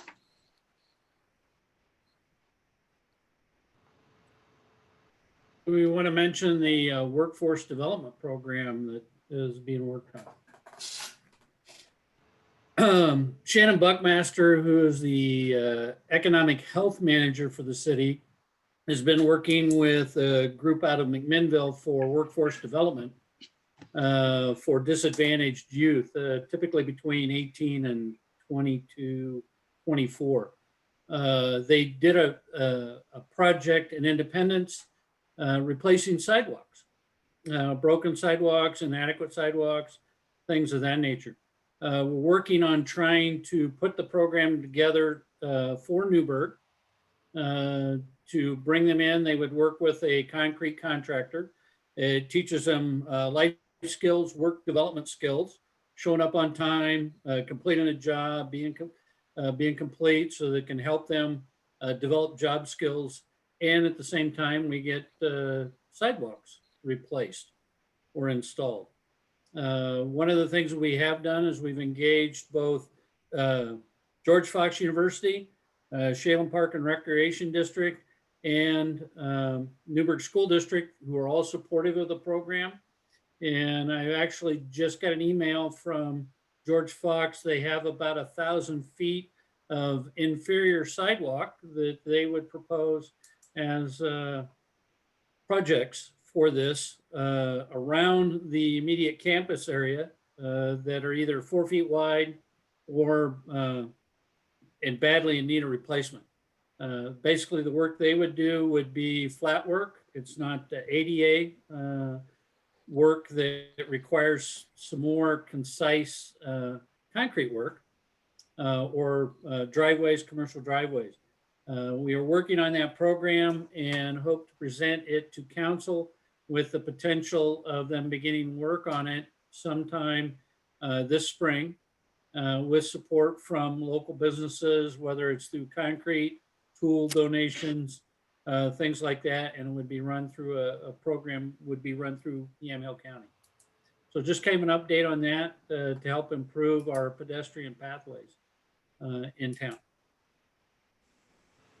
Fantastic. All right, so we move on to new business. And I think the Fulton Street access would be our one new business from earlier in the meeting. So Doug, back to you. Have you had ample time to think? I did. I had dinner. I thought about it. I'm back. So at this juncture, the 120 days from the date the application was deemed complete expires on February 10th. Like I mentioned earlier, we had about a 6-week delay as Friendsview and their consultant team is evaluating access options into the underground parking garage area for University Village Phase 2. We received a written extension of an additional 2 weeks to get a decision out. So as I mentioned earlier in the meeting, we have not issued that decision yet. It's still in draft form. We've gone through the referral process to agencies, internal departments. We've gone out and done public comment, and that period has expired. That went for 14 calendar days, and that was back in the October, early November timeframe. So for this commission, you do have the ability that you could do a recommendation regarding the access for this project, and that recommendation would be directed towards me, which I would then coordinate with my staff and the engineering staff and take that into consideration before we issue a decision. I think earlier there was some discussion about, well, maybe coming back at your April meeting. In this situation, that decision will be issued long before you come back for your April meeting. I'm hoping we'll be getting a decision out here in the next week or two.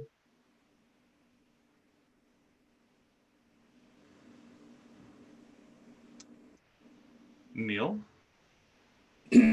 So I've just been going through again the letter that Mr. Todd Engel from Friendsview Manor submitted back in 2014 for arguments about putting yellow curbing on Fulton to reduce the on-street parking based on the amount of traffic and traffic concerns and safety concerns. And I think a lot of them apply to the current situation that we're talking about. So I would recommend submitting that as part of our argument. My opinion, because we haven't made a motion and I'm not ready to make a motion on this yet, but my suggestion would be that we would look more towards the option 2, the Cherry Street, the back side of the building, option 1, excuse me, doing it. A couple of the reasons that I go with this is as discussed, there is a lot of traffic. The representative from George Fox talked about the cross-country teams running on the north side of Fulton on the sidewalk there, other things. When I was there with Ian and other times I've been there, I noticed that a lot of the traffic is elderly traffic. I'm a little bit concerned about the idea of putting an alarm or something there. It just, I don't know if they would see it. I don't know the kids running past it would really pay much attention to it, especially over time. I think it'd be something that would be ignored. I think by using the Cherry Street access on the back, we're definitely reducing. When we walked around it, there was almost no pedestrian or vehicular traffic in the back of the building at the time, where there was quite a bit. And this was on a Sunday afternoon, I believe. There was still quite a bit of traffic on Fulton. School was not in session. And other things, and it was a winter's day. So I can see it busier times of the year when school is in session, when there are football games, and there's probably gonna be a lot of pedestrians walking around and things like that. We're rolling the dice. I think both the Cherry Street coming onto Fulton and the private drive of Friendsview coming onto Fulton, especially the private drive, since it's next to the pedestrian walkway with lighted flashers and the speed hump. I think those just add to the safety. So I would like to submit those as arguments in favor of option 1. That's what I think would be the best option for this plan.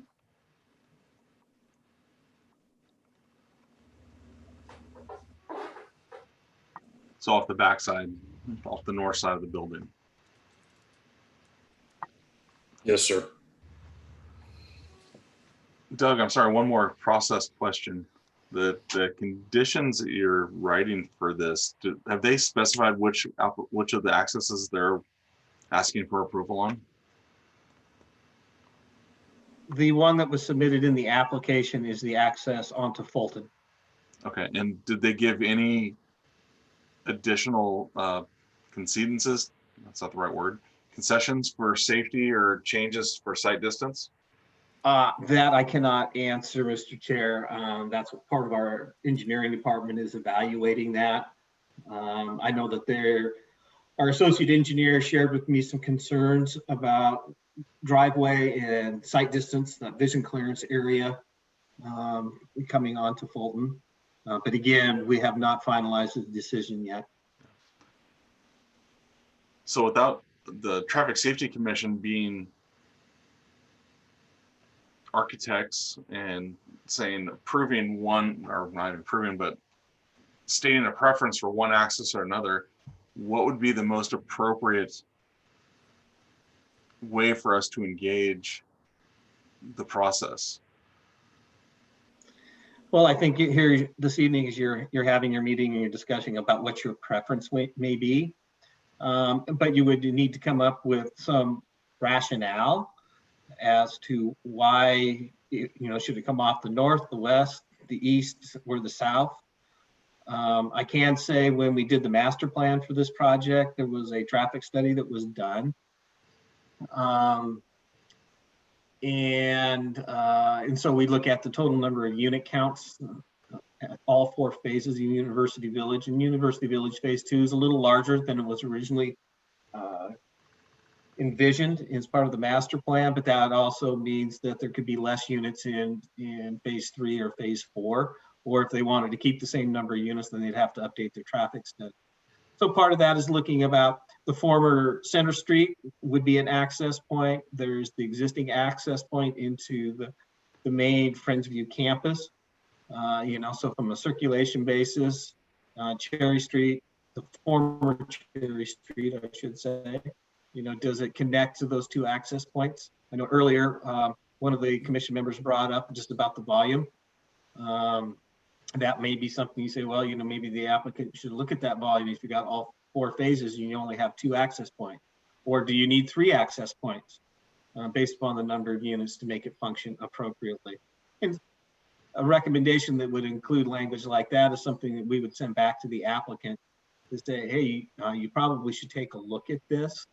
Or we could, in theory, write a condition, say, well, an access on Fulton is possible, but you need to look at these different things, these different aspects of it.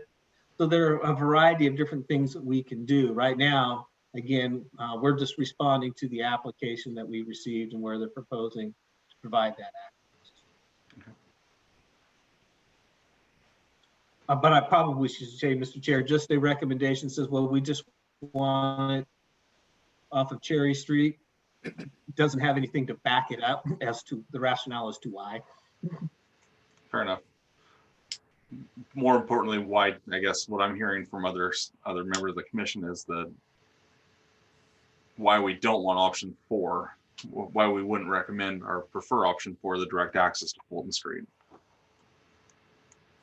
Because I think either of the other 3 could, Neil, correct me if I'm wrong, but they could serve the same purpose of not having the pedestrian conflict and not opposing, have the opposite traffic of 2 driveways entering off of each other from the school or from the new development. I agree with that. Some challenges that come to the top of my head is that on the east side, which would be option 2, in order to do that, there are some large, well-established trees that would probably need to be taken down in order to do that. The situation we've had previously when we get into taking down trees for stop signs or things like that. So the option 3, so I don't know the full plan, and maybe Mr. Rux can educate us on this, but as of right now, the occupancies on the west side of Center Street are still private residences. I believe the plan is at some point all the way to Meridian will be owned by Friendsview Manor and will be incorporated into housing of some type, but I don't know the overall plan. But right now, you would be emptying onto private residence streets and competing with a narrower street if you have on-street parking, because again, we're probably going to come up with the issue like we have so many other times around the city of, well, it's got restrictions, and should we take and put yellow curbs there so that people don't have a wider visual to get out. Again, those are, in my opinion, without having, going through and doing a really big traffic study and a bunch of other stuff that doesn't sound like we have time to do. It sounds like those are items that would just kind of cause concern for me. I don't have evidence or anything to back it up with other than opinion at this point and experience being on the committee for the last 10, 11, 12 years and stuff. Just looking at and walking around and seeing it, it just seems like option number one, those people coming out of the parking structure at that point would then be given two options to be able to go left to Center Street or go right to the private drive. It's going to cut down on any traffic back there, by them being able to have two options. I'm assuming, I don't know if you know this, Mr. Rooks, but will the Center Street to the west still be an option later on in their plan, or is that going to be eventually eliminated? Well, so Center Street was vacated. So there was an application that came, the city council ended up vacating Center Street. So now it's just a private drive aisle. From Fulton? From Fulton all the way around? Yeah, okay. From Fulton north on Center Street is no longer a public street. Cherry Street is no longer a public street. They're just private drive aisles in a master plan retirement facility. You had mentioned to the west of University Village, which would be to the west of Center Street, the vacated Center Street over to Meridian. That is another phase of University Village. And when that development occurs, they will not be able to take access onto Meridian. That was part of the master plan and issues and concerns from ODOT Rail. It's the proximity of driveway to the rail crossing. So that means that when that phase gets developed, they will have to their access will come off of the vacated Center Street as well. And then to the north of this project, there is another phase of University Village. And there's some existing units that are there, and those would be removed in the future, and a new multi-story building would go in. And access to that would either come through the existing Friendsview driveway and or the vacated Center Street. So when they finish developing all of this in the future, will the current Center Street from Fulton north still be existing and accessible to vehicles, or will that eventually be taken by buildings or walkways or such like that? In the master plan, it would be a vehicle access location. Okay, great. So to me, it just adds to the point that it would give residents exiting to the north out of option one two exits or two ways to get to Fulton Street, either to the west down Center Street or to the right on Cherry Street and then to the private drive and down. So that would be my recommendation. But I think we need further discussion before a motion is made. That would be my suggestion.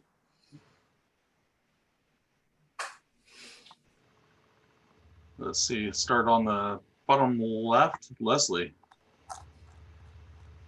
Yeah, Doug, you were saying you would like some rationale from us if we come to you with a recommendation or a preference. And so I tried to boil it down to our main points that we've been talking about. I also agree that option one is a better choice than coming out onto Fulton. And the reasons I've written down based on our conversation so far are that Center and Cherry Street already have established intersections at grade with Fulton. That would allow for the dispersed ingress and egress that is not directly across from an existing parking lot. And the reason against the Fulton is a ramp up to Fulton is dangerous because it's a south facing ramp. So therefore the sun in your eyes, busy sidewalk and road, as we've talked about a lot already. And again, funneling that traffic that's going to be coming out from the other side of Fulton Street so those are the main points that I've written down so far in favor of option one.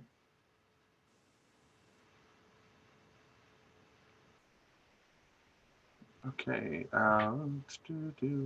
Casper. I'm not too sure on this one. I don't know. I'm not really for option 4, just as it's more traffic coming out from a different area onto Fulton, but I don't really have a great preference on options 1, 2, and 3. Is Fulton, Karn or Russ, is Fulton already striped or painted no parking? Yes, it's no parking all the way from the service access on the east side of the manor to Center Street, both sides. Roger. Just I also am concerned about the direct access onto Fulton across the street from another major intersection, major parking area. But I think there's so many other issues that doesn't make it as any particular one the standout type solution. So I think there's a lot of issues that the engineering staff and others need to be looking at and providing input into us to make a good recommendation. But there are definitely some concerns. Mark?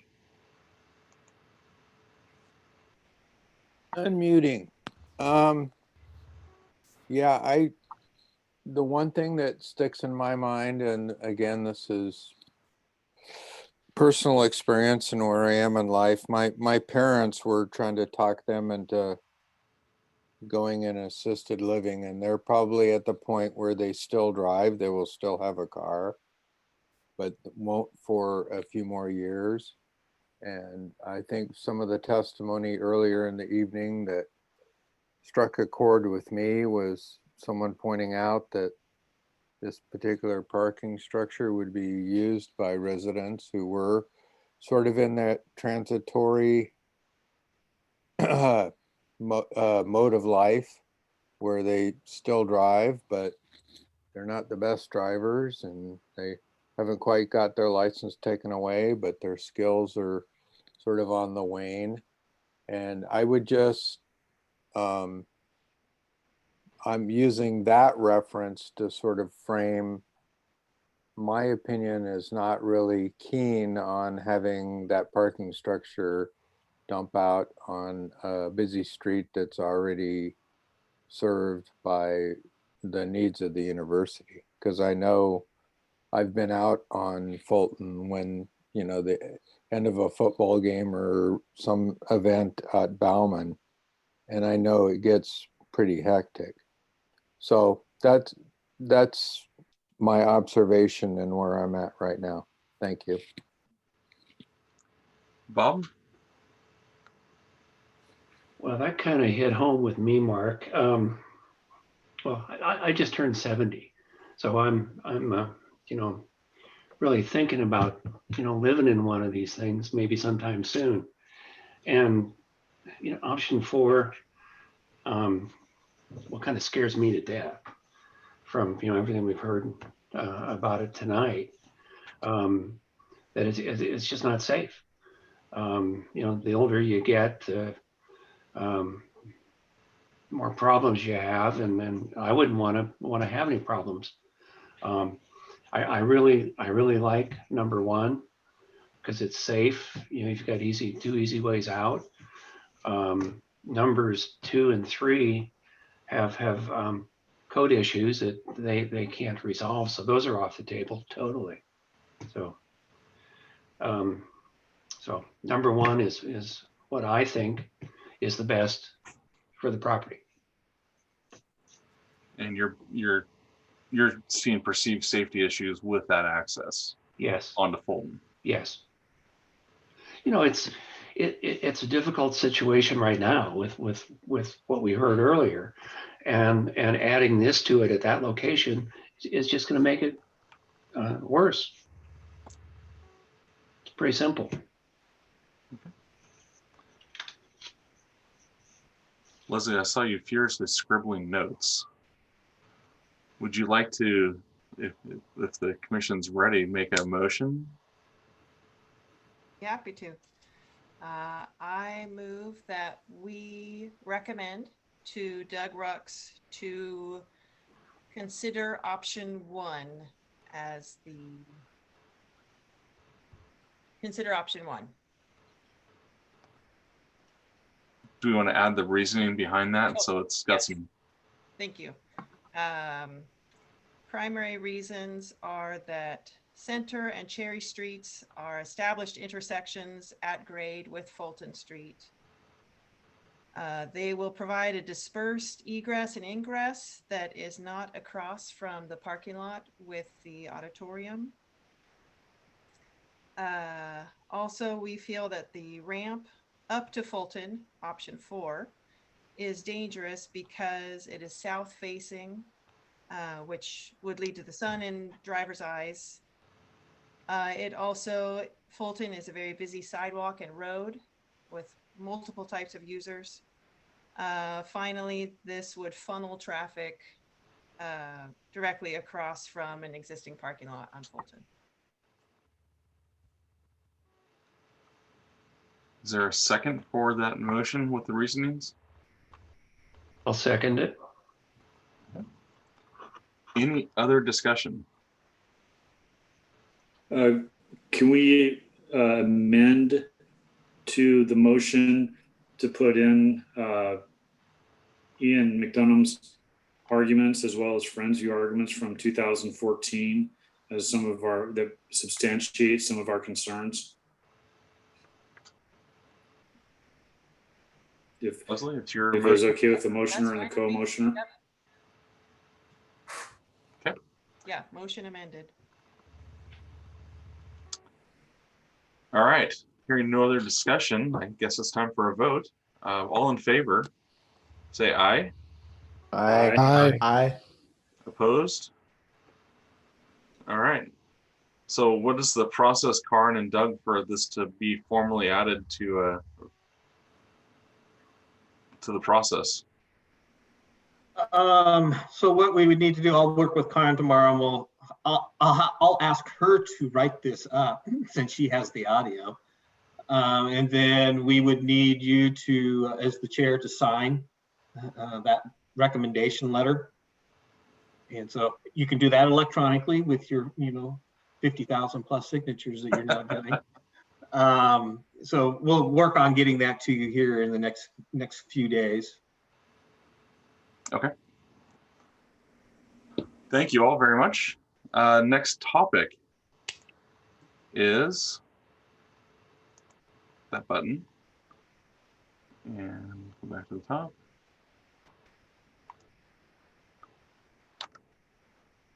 I think I get better at this electronic stuff. Other new business. I added this one at the last minute, Karin. We talked about the online training for that we keep getting emails for. So hopefully everybody's checked their City of Newburgh email and has done the first round of mandatory training in order to keep your email address, your City of Newburgh email address. Is that a And, yes from everybody? Thumbs up. That's the first round. What do we have to look forward to? Well, there was another email that came out last week with another round of training. No, that was an error by the vendor who sent out an email to everybody who had a city email address. So no, you just have to do the first round. Yes. It So will weak. probably be an annual training. I'll warn you now, but you shouldn't have to do it a month after you just finish the other. So as long as everybody has completed the first round, we're all good. Okay, thank you. But thank you all for logging in and taking that training seriously. I forgot the terms I used. So, all right, moving on to old business. Sheridan Street, College Street options for public input. So this is about the left turns out of Sheridan Street onto College Street. It's been an issue again before this commission multiple times. Right now, there is a sign there that says no left turns allowed between 4 and 6, I think are the timeframes. People continue to do it. It's a struggle for enforcement to sit out there, you know, and try and do that. ODOT did admit, I think I told you at your last meeting, that it does hit what they call the SPIS list. So it's one of their top safety issues, and they are willing to do some projects. The issue comes up is, how do we have a good conversation with the public, the people that live there, to find out what their options may be? There's options anywhere from a simple put a median in, so that you can't make left turns in and out of Sheridan, and or go completely across College Street on Sheridan. Robert Suppy brought up, you know, doing a one-way grid through the area might be an option. There might be others, but obviously before we do something that significant, we would want to have some public input. And sometimes these Zoom meetings work and sometimes they don't. So I'm looking for thoughts, ideas. How do we get those people engaged? And so we make sure that we don't, you know, make a decision and then come to one of these meetings and have, you know, 25 people here, you know, not happy, because that's not fun for anybody. We could make a limited decision and just see what happens. That seemed to work on the Sheridan. We could.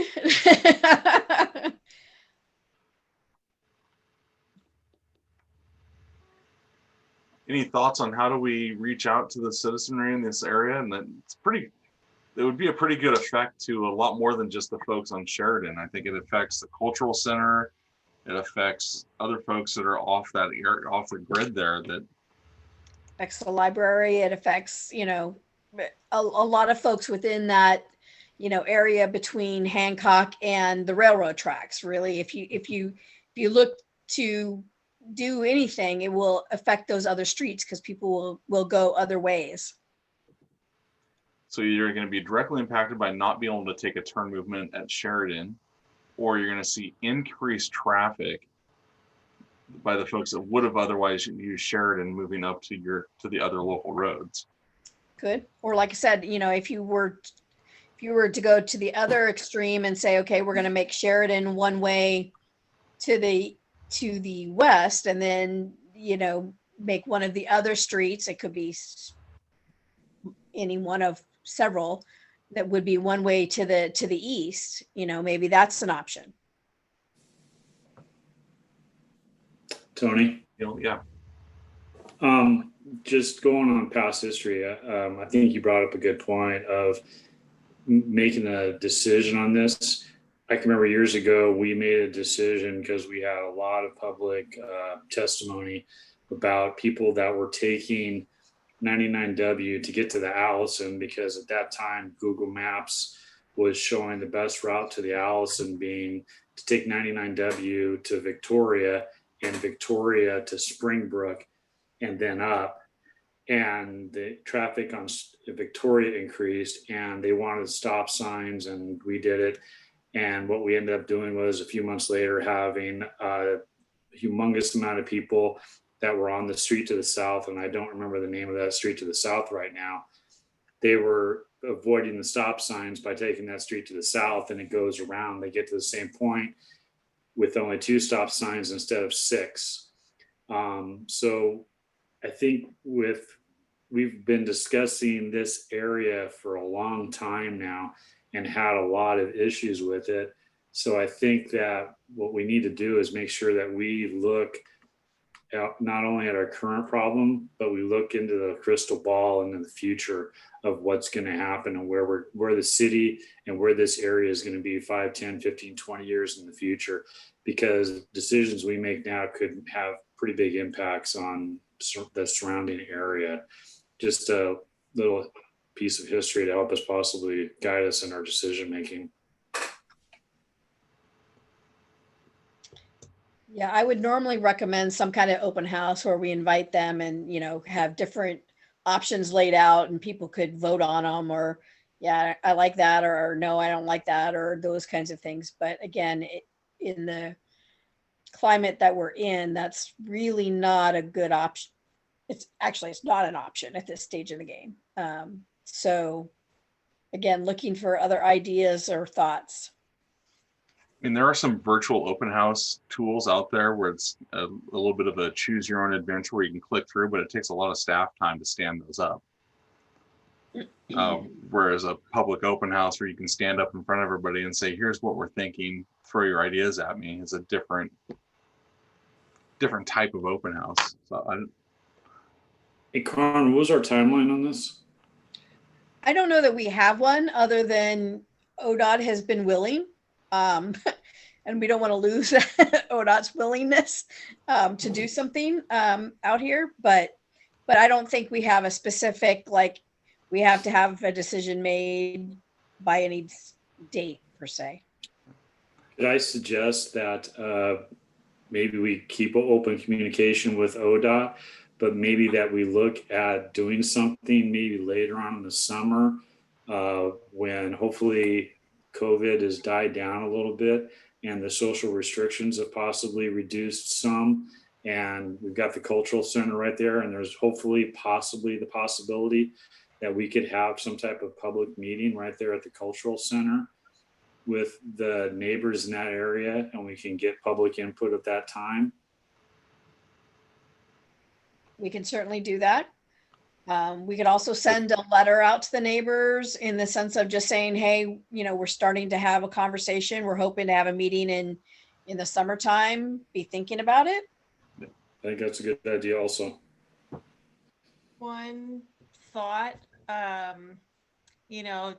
it's not not an open house exactly, or, poster session with stickers for your favorite option, but doing some kind of a survey, that's on the city website, and push it out on Facebook page and all the different communication methods that the city has. And, with a few different options and space for, fill in the blank. What do you think? Maybe there's a way to have a short video presentation by, whoever, ODOT or the city or both, or maybe even something from our Traffic Safety Commission with a little bit of our historical background that we've done. Trying to think about something different. How can we do a virtual open house and try and engage people in different ways? Google survey with 3 questions or 4 questions, something along those lines, maybe. Yeah, Leslie, just, we're working on the middle housing stuff, which is a new state law requirement. So we did a virtual open house and had 5 people show up. But we also did a community survey where we had over 200 people give us very detailed and explicit opinions about middle housing. So there are different ways to be able to do that. Yeah. And we have Lacey Dygraff, who's our community engagement specialist, and she does a good job of pushing information out on the different social media platforms. Yeah. Just experience kind of tells me, if you can kind of start to queue it up with some communications within a defined area to let people know that you're thinking about this, where you don't have answers, but if you have thoughts or ideas, you can email the city staff. We can start to then build an email distribution list where we could even then start to build, so we can do Survey Monkey or Chimp or whatever, I don't know, one of those things, whatever's out there. So you can start to push things out more electronically than going through snail mail. So there's different ways to be able to do that. And Tony's correct. I looked at some different virtual platforms to do it, but it takes a lot of staff resources to do that. And we also looked at doing some videos, and those get really expensive quickly. We found as we were investigating that, but they're all great ideas. It's just, how far do you want to go? How long do you want to take to do something like this? But just jumping right into it and hitting people, I've found is if you can push it out in pieces, and so people can start to get accustomed to it, think about it, and then give them some ways to a conduit to be able to start to share their views and opinions early, may be beneficial. Yeah. Agreed. All great thoughts. Thank you. Maybe we can have Mayor Rick talk about the worst intersections in Newburgh as part of one of his video logs. You know, and Tony, I realized in our discussion earlier this evening about Illinois Street, that is not on our list. Our worst intersections list? Yeah, nobody put it on there. Apparently none of us take that intersection. Maybe we all thought it was such an obvious choice that it slipped our minds. So we probably ought to add it. I would agree with that. Karin, did that answer your question for the Sheridan College discussion?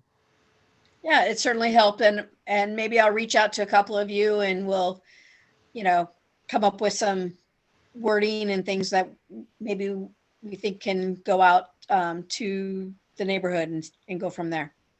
Excellent. Thank Appreciate it. Hey, Tony. Yes, sir. I just didn't want to lose my opportunity to say thank you before the evening is over. Doug, my apologies to you. If I had understood the hierarchy better, you would have gotten a free lunch out of this deal. Maybe you still will after COVID is over. But to you, entire committee, thank you so much for your attention this evening. It's deeply appreciated. And I think I'm going to go ahead and leave the meeting at this time with. Well, Ian, I would say thank you very much for the offer for lunch, but my AICP code of ethics does not allow me to do that, unfortunately. Lots of restrictions out there. More than just COVID at this time. Thank you all. Thank you, Ian.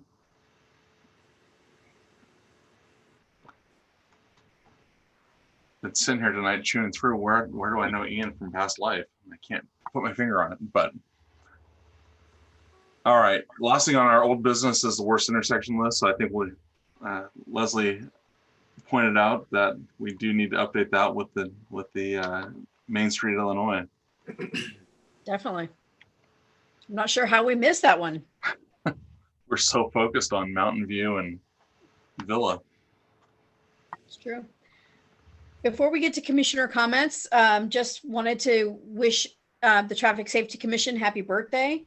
You were first put in place February 5th, 1974. So birthday is coming up. So just happy birthday. Fantastic. Sue gave me that little tidbit of information earlier today. So. Neil, were you on it back then? No, I wasn't, but Doris Brandt was. She was on the pre-Traffic Safety Commission, then did 30 years before she retired several years ago. Wow. So I'm sure you think I've got a lot of history. Yeah. Jeez. She could probably tell you about when horse and buggy still went through town. I mean, I can make a joke that Casper wasn't born yet when our Traffic Safety Commission was stood up, but I wasn't born yet when Traffic Safety Commission was stood up. So Casper, you and I got that in common. All right, moving on to commissioners' comments. Anything to add for the good of the order? And we're going to start with Leslie. Okay, none. Casper? Nothing. Roger? Mark? Yeah, this is kind of a follow-up. I was reviewing the minutes from my comments from the last meeting that we had, and I made a comment to Karin about the pothole at Mountain View and College. And as of this morning, the pothole is still there. So just a little follow-up. We kind of need to throw some blacktop in there. I drive it daily, so I kind of learned to miss it. Dear wife is down to driving only about once a week or every 10 days, and she hit it a couple times. Oh, when are they going to take care of that pothole? Anyway, that's it. Thank you. Thank you. Bob? Nothing really. I was going to bring up the Illinois and 240 thing too, but she beat me to it. All right, Neil. Hopefully this will be the last time that I will be doing it remotely from being on duty and stuff. I effectively retired in November and now I'm doing a work back. So 43 shifts from now, I will be effectively a free man. Have to figure out what I want to do when I grow up now, after basically doing EMS and fire for the better part of the last 40 years. So I always told my father it always beat working for a living. So next 3 years of my tenure on the commission won't be from a fire station or missing meetings because I was on duty. Congratulations. Thanks. I actually lived through it, barely. And you got a COVID shot to benefit. Yeah. The only thing I have to add is talking to Karin, and I'd like to have somebody from ODOT Region 2 come and present to us and just talk to us a little bit about ODOT's process on project selection and how do we help prioritize maybe Illinois 240 to move up the rank, and what we can do as a traffic safety committee to help them advance the projects in Newburgh on their state highways. So I don't know who the most appropriate person would be, but Dorothy Upton comes to mind, or Jim West from ODOT Region 2 Tech Center. But hopefully we can get one of them to come and make a presentation to us at our April meeting, if you are up to that. Okay. We will target to see if we can talk them into that. That's Traffic Safety Commission. Russ, do you have anything you would like to jump in tonight? No, I don't. I appreciate everybody's time and efforts they put into this for the community, and just want to say thank you and happy birthday. Doug, anything else? Thank you for joining us tonight. It was fortuitous timing. Nothing for me, and you're welcome. Thanks for having me. Brian, your first meeting, thank you. Anything to add? No, it was interesting. I'll have more to offer next time, probably. You know, we all get one free ticket out of this now, right? Because isn't that how that works? Yeah, well, you mentioned new business. We got a different traffic police car. It's an unmarked white Dodge Durango. So if you see that around town, it's actually a police car. It's one of ours. We just got it a couple of weeks ago. So I've seen him having that vehicle, having a few vehicles pulled over the last few days. Been pretty active. Yeah, it looks like a grocery getter. You can't really see it. So you probably can't outrun it. Karin, anything else? Not for me. Did Roger get a chance to do any commissioner comments? I saw a head shake. No. Yeah. Oh, okay. No, I didn't have any. Thank you. Okay.